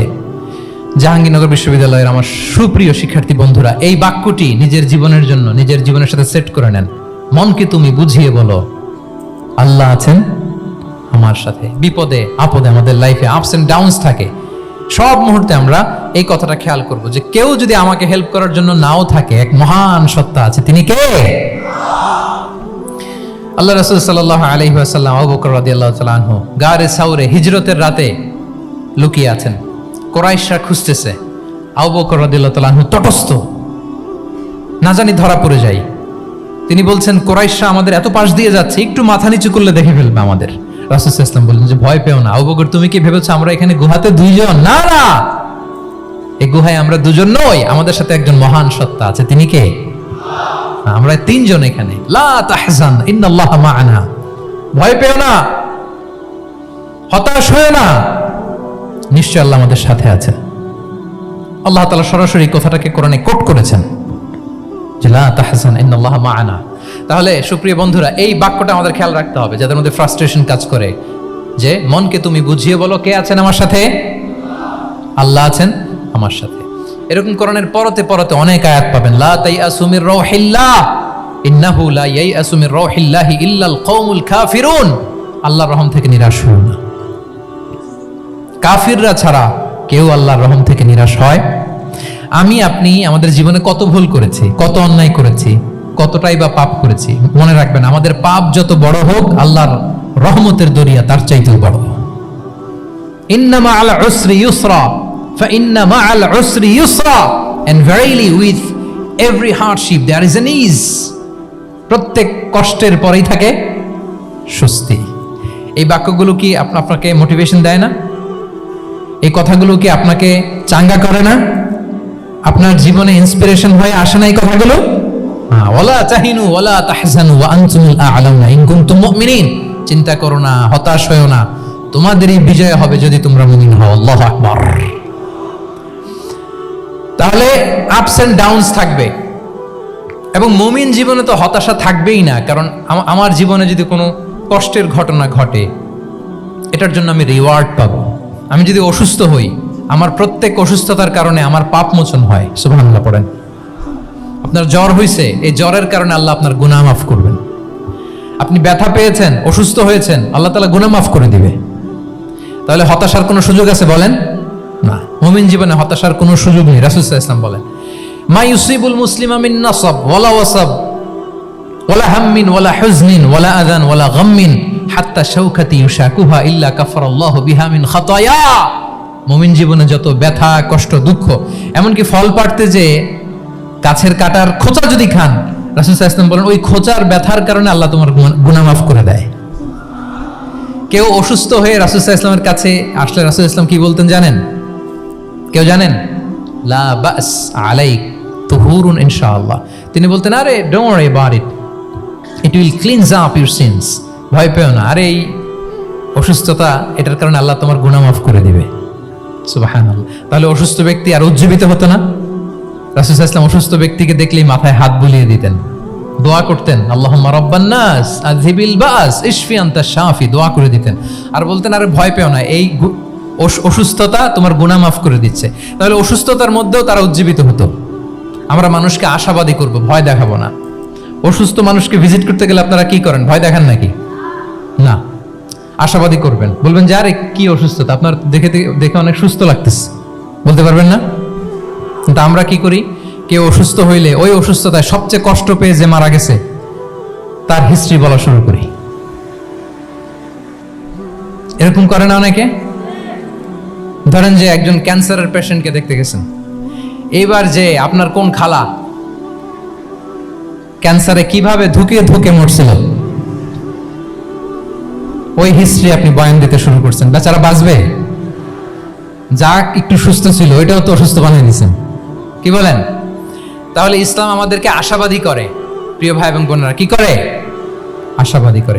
আমরা যদি আমাদের কোনো প্রিয়জনকে হারাই, আমরা আশাবাদী হয়েই হারাই, কারণ তাকে আমি চিরকালের জন্য হারাচ্ছি না। আপনি আপনার আব্বাকে হারাচ্ছেন, তো কি হয়েছে? বাপ হারায় তো কাঁদবে নাস্তিক। কি বলেন? নাস্তিকদের তো মরার পরে নাকি আর কিছু নাই। হ্যাঁ, দেখবেন আপনাদের সামনে সামনে অনেক কিছু বলে যে কিছু নাই, যা দেখি না, বিশ্বাস করি না। একা একা যখন মৃত্যুর পরে কি হবে চিন্তা করে ওর দম বন্ধ হয়ে আসে। ইসলাম মানুষকে আশাবাদী করে। দেখেন আমরা কত দূর দেখি, কত দূর ভাবি। আমার দাদা মারা গেছে, এটা আমার কোনো টেনশনেরই কারণ না, কারণ আমি সবসময় ভাবি আমার দাদাকে আমি ওপারে যেয়ে পাবো। আমার আব্বাকে আমি হারিয়েছি, তো ওপারে পাবো। আমার বন্ধুকে আমি হারিয়েছি, কাছের বন্ধুটা যে আমার জন্য খুব ইন্সপিরেশন ছিল, সাময়িক বিচ্ছেদ এটা আমাদের জন্য, কারণ আমরা ওই জগতে বিশ্বাস করি। আল্লাহু আকবার। তাহলে হতাশা আমাদের ডিকশনারিতে আজকে থেকে রাখা যাবে। ইসলামিক লাইফস্টাইল যদি মেনটেন করতে চান, you have to be optimistic. Clear কথাটা? আচ্ছা, এরপরে গ্রেটফুলনেস, 6 নাম্বার। গ্রেটফুলনেস, আপনাকে কৃতজ্ঞ হইতে হবে, শুকরগুজার হইতে হবে। আমরা অনেকে কমপ্লেইন করি খুব বেশি, না এটা ভুল। সম্মানিত সুধী মণ্ডলী, be grateful with what you have. যা আছে এটা নিয়ে শুকরগুজার হন, আপনার জীবনটাকে আল্লাহ সুন্দর করবে। তাহলে কমপ্লেইন করব না, আমরা শুকরগুজার হব। রাসূল সাল্লাল্লাহু আলাইহি ওয়াসাল্লাম বলেছেন, তোমার চেয়ে যে খারাপ অবস্থানে আছে তার দিকে তাকাও, যে ভালো আছে তার দিকে তাকিও না। হ্যাঁ, যে ভালো আছে তার মতো আপনি হওয়ার চেষ্টা করবেন। আপনার গোল থাকবে। I am not talking about the goals and plans, your plan and goal should be bigger and bigger. But আপনি ও খুব ধনী, ও খুব ভালো আছে, এটা দেখে কষ্ট পাবেন না। কারণ আপনি খেয়াল করেন যে আপনার চেয়ে অনেক খারাপ অবস্থানে আছে অনেকে, ওর দিকে তাকালে দেখবেন যে আপনার আর খারাপ লাগতেছে না। শেখ সাদি রাহিমাহুল্লাহ, বিখ্যাত কবি, নাম শুনেছেন না? ওনার একবার পায়ে দেওয়ার মতো জুতা ছিল না। কি ছিল না? সবাই বলুন, কি ছিল না? জুতা। তো উনি একবার রাস্তা দিয়ে হাঁটতেছেন, হঠাৎ দেখেন এক লোকের 2টা পাই নাই। কি নাই? শুকরগুজার হলেন, চিৎকার করে বললেন আলহামদুলিল্লাহ, যে আল্লাহ অনেক ভালো আছি, আমার জুতা নাই এজন্য মন খারাপ, ওর তো পাই নাই। হ্যাঁ, এজন্য বেঁচে যে আছি এজন্যই আলহামদুলিল্লাহ। লা ইন শাকারতুম লা আযীদান্নাকুম ওয়া লা ইন কাফারতুম ইন্না আযাবি লাশাদীদ। আল্লাহ বলেন, যদি শুকরিয়া করো, শুকরগুজার হও, আমি আল্লাহ নিয়ামত বাড়িয়ে দেব। যদি নাশুকরি করো, জেনে রাখো আমার শাস্তি কঠিন। তাহলে বেঁচে যে আছি এজন্যই কি পড়া উচিত? জাহাঙ্গীরনগর বিশ্ববিদ্যালয়, আওয়াজ করেন, বেঁচে যে আছি এজন্য কি পড়বো? আপনি যে অবস্থানে থেকে খুশি না, ভাল লাগে না আপনার, যে হায় রে আমি তো লুজার, আমার কিচ্ছু নাই, আপনার এই অবস্থানে পৌঁছাটা অনেকের জন্য স্বপ্ন। মানে যেটা পেয়ে আপনি হ্যাপি না, অতটুকু হইতে পারাটা অনেকের কি স্বপ্ন। আপনাকে যদি জিজ্ঞেস করি, ভাই কি চান, কি লাগবে বলেন, কি চান?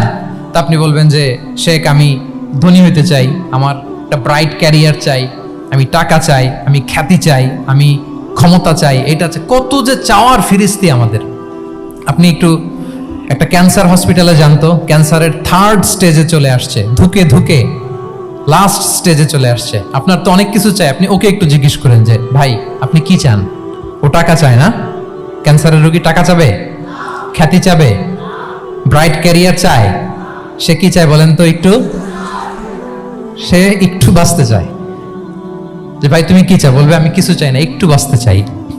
বার্ন ইউনিটে যদি কখনো যাওয়ার সুযোগ হয়, দেখবেন যে চিৎকার করে তারা, এত কষ্ট, এই দহনের কারণে এত কষ্ট, তারা চিৎকার করতে থাকে হসপিটালকে কাঁপিয়ে। আপনি ওকে একটু জিজ্ঞেস করবেন, ভাই কি চাও? বলেন তোর চাওয়াটা কি? ও শুধু বাঁচতে চায়, কিন্তু ওই বেঁচে থাকা নিয়ে তো আমাদের কোনো ফিলিংসই নাই। আমরা যে বেঁচে আছি এটা যে শুকরগুজার হওয়ার অনেক বড় একটা কারণ, আমরা এরকম করে ভাবিই না। এজন্য সুপ্রিয় সুধী মণ্ডলী, আমরা যে বেঁচে আছি এজন্য আলহামদুলিল্লাহ। শুধু বেঁচে থাকার কারণে আমরা কি পড়ব? তাহলে গ্রেটফুলনেস, আপনি যদি ইসলামিক লাইফস্টাইলে নিজেকে অভ্যস্ত করতে চান, আপনার যেমনি অপটিমিস্টিক হইতে হবে, এট দ্য সেম টাইম আপনাকে কি হইতে হবে? গ্রেটফুল হইতে হবে। 7 নম্বরে তাওয়াক্কুল, put you trust on Allah, because only he can help you, only he can protect you, and when you put your trust on Allah, you are in a divine shield. আপনি যখন আল্লাহর উপর নিজেকে ন্যস্ত করেন, আপনি একটা ডিভাইন, একটা প্রোটেকশনের ভেতরে থাকেন। বিশ্বাসীরা কি করে? আল্লাহর উপর ভরসা করে। কি করে? কার উপর? তদবিরের উপর, লবিং এর উপর, মামা চাচা। তাহলে আল্লাহর উপর ভরসা হবে। কার উপর?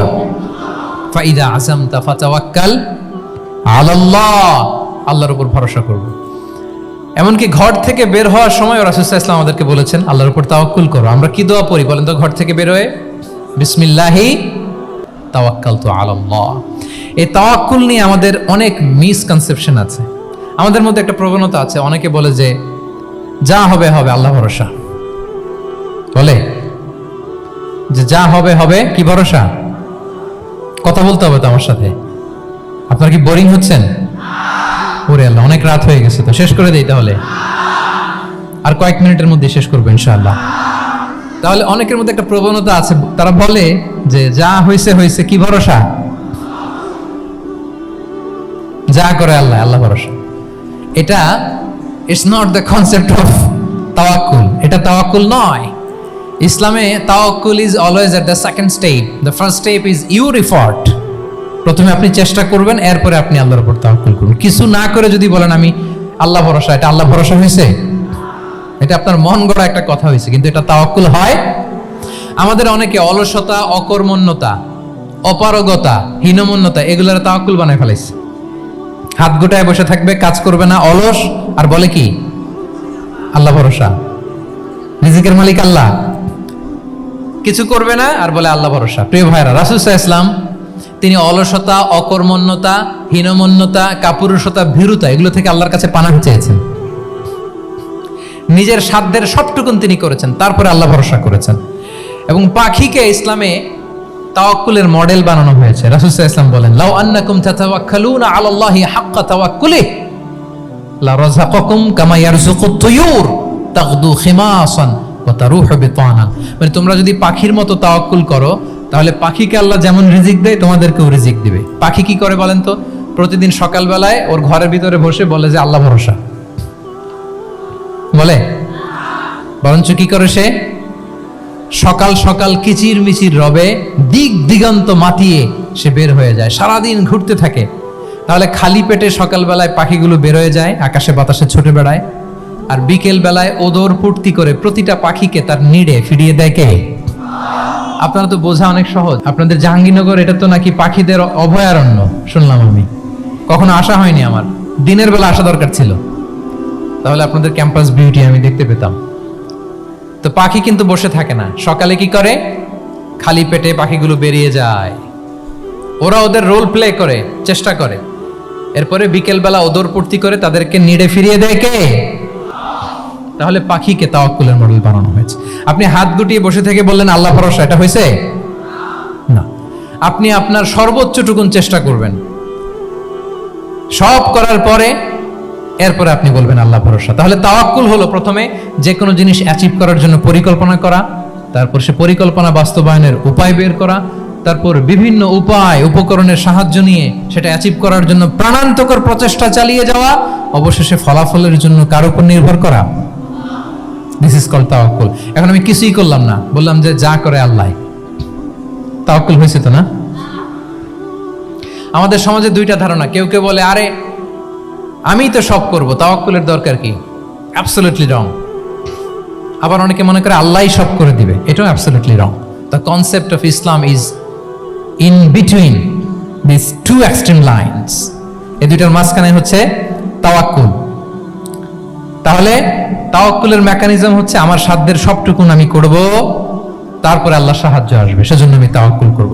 আপনারা মুসা আলাইহিস সালামের ঘটনা জানেন। উনি যখন বনি ইসরায়েলকে নিয়ে লোহিত সাগরের সামনে আসলেন, ফেরাউন তার সৈন্য নিয়ে ধাওয়া করলো, আল্লাহ তাআলা সাথে সাথে কি রাস্তা বানাই দিলেন নাকি? সাগরের মাঝখানে না। আল্লাহ বললেন আনিদ্রিব বিআসাকাল বাহর, লাঠি দিয়ে একটা বাড়ি মারো সাগরে। মুসা আলাইহিস সালাম বাড়ি না মারলে তো আল্লাহ রাস্তা বানাতে পারতেন না, না পারতেন না? পারতেন, কিন্তু এটা তাওয়াক্কুলের মেকানিজম নয়। ওনাকে বলেছেন বাড়ি মারো, উনি লাঠি দিয়ে বাড়ি মারলেন, বিশাল রাস্তা হয়ে গেল। মারিয়াম আলাইহিস সালাম যখন ঈসা আলাইহিস সালামকে ডেলিভারি করলেন, ক্লান্ত শ্রান্ত ক্ষুধার্ত, কি খাবেন? আল্লাহ তাআলা বললেন ওয়াহুজ্জি ইলাইকি বিজিযইন নাখলাতি তুসাকিত আলাইকি রুতাবান জানিয়া। মানে মারিয়াম একটু কষ্ট করে উঁচু হয়ে পাশে একটা খেজুর গাছ আছে, ওটা ডাল ধরে টান দাও, টসটসে পাকা খেজুর পড়বে নিচে, ওটা খাও। উনি টান না দিলে আল্লাহ এমনি অটোমেটিক্যালি পাঠাতে পারতেন না খেজুর? আল্লাহ পাঠাননি। তাহলে এই পৃথিবীর সিস্টেম হচ্ছে আপনাকে কষ্ট করতে হবে, আপনার রোলটা আপনাকে প্লে করতে হবে। ইসলামে তাওয়াক্কুল is always at the second step. The first step is your effort. আপনাকে চেষ্টা করতে হবে, তারপরে আপনি তাওয়াক্কুল করবেন, তাহলে এটা প্রপার তাওয়াক্কুল হবে। তাহলে এখন থেকে হাত গুটিয়ে বসে থেকে আল্লাহ ভরসা বলবেন? আমরা এটা ভুল করে ফেলি।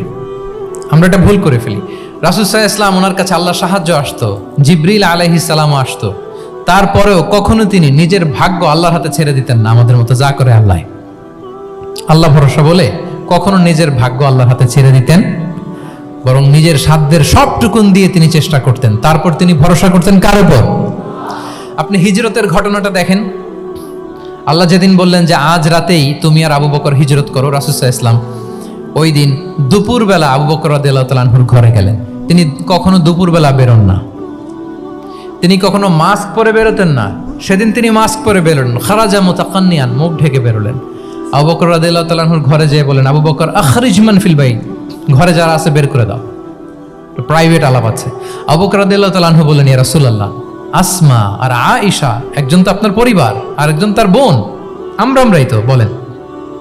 রাসূল সাল্লাল্লাহু আলাইহি ওয়াসাল্লাম আশ্বস্ত হলেন, বললেন যে আজ রাতেই আমরা হিজরত করব, আজ রাতেই। মক্কা থেকে মদিনা হচ্ছে উত্তর দিকে, কোন দিকে? আপার নর্থ।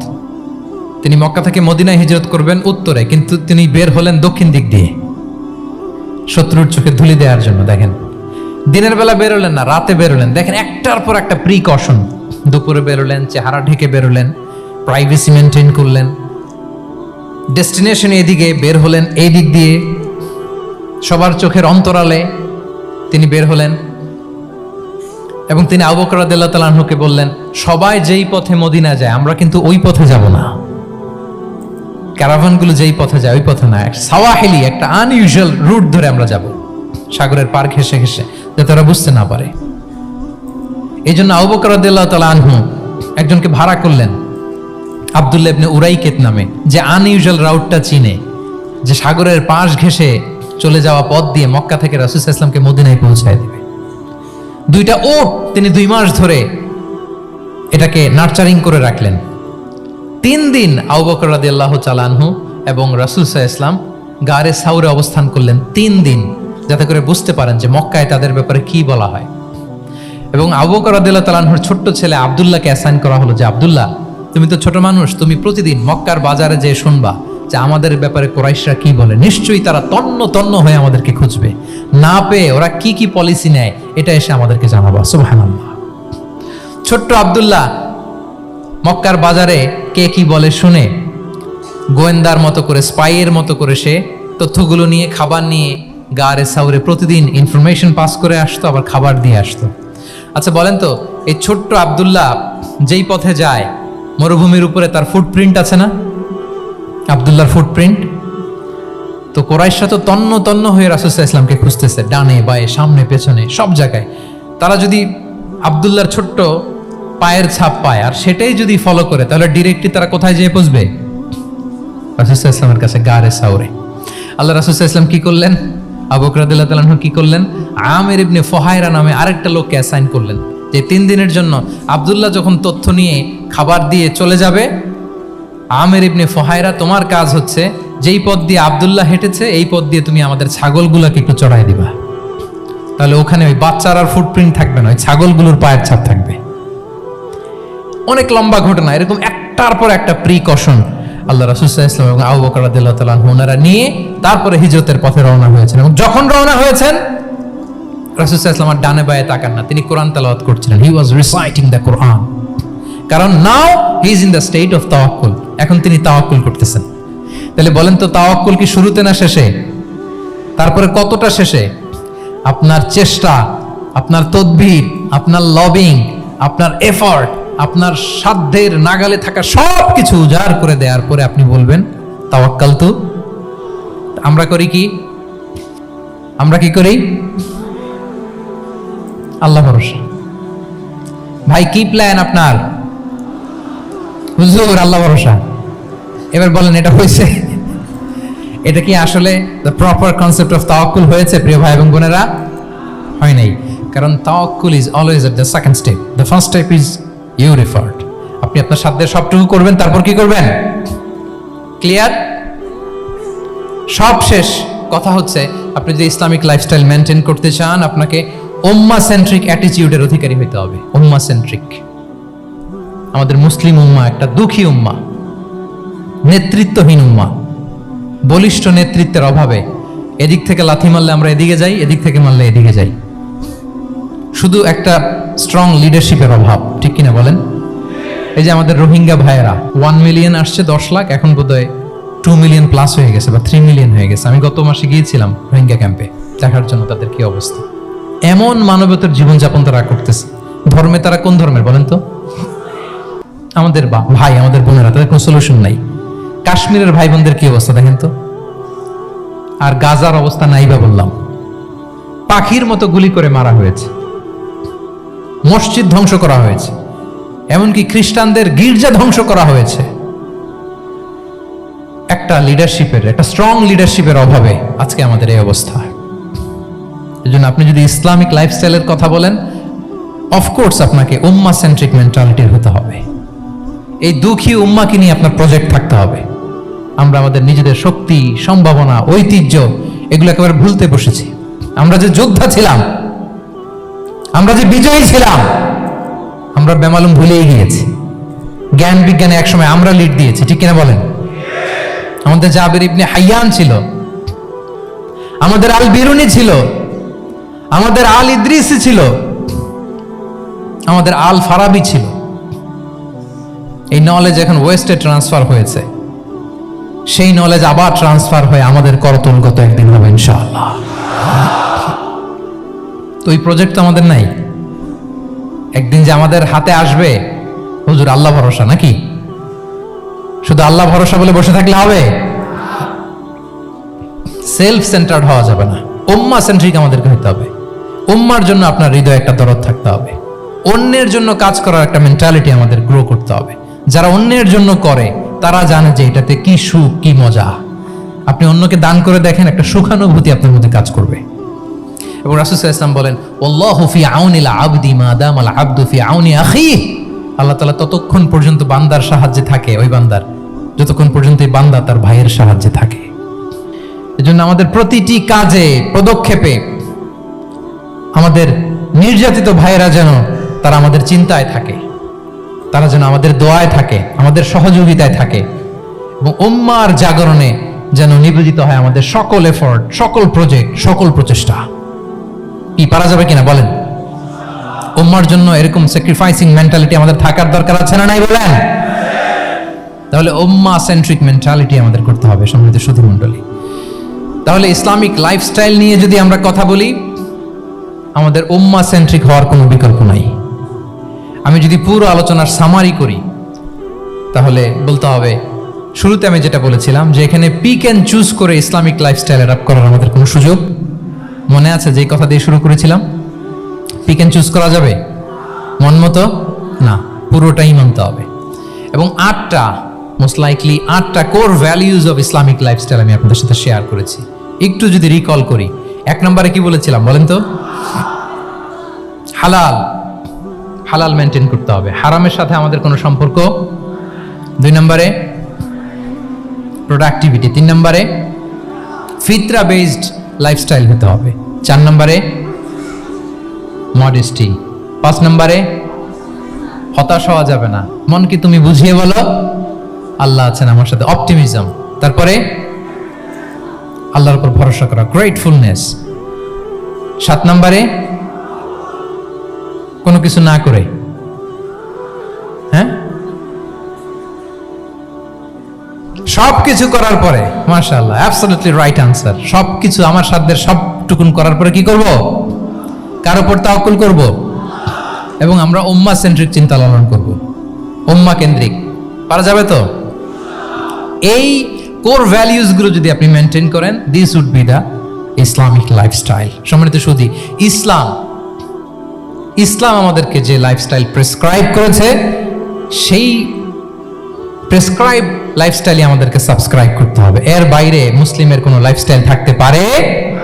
এর বাইরে অন্য কোনো লাইফস্টাইল আল্লাহর কাছে গ্রহণযোগ্য হতে পারে? আল্লাহ তাআলা আমাদের সবাইকে কথাগুলো বোঝার ও আমল করার তৌফিক দান করুন। সম্মানিত সুধী মণ্ডলী, আমি আবারও পাঠশালাকে শুকরিয়া জানাই, বিশ্ববিদ্যালয় কর্তৃপক্ষকে শুকরিয়া জানাই, এবং দীর্ঘ 1 ঘন্টারও বেশি সময় ধরে আপনারা যারা এই লম্বা আধুনিক যুগে ইসলামিক লাইফস্টাইল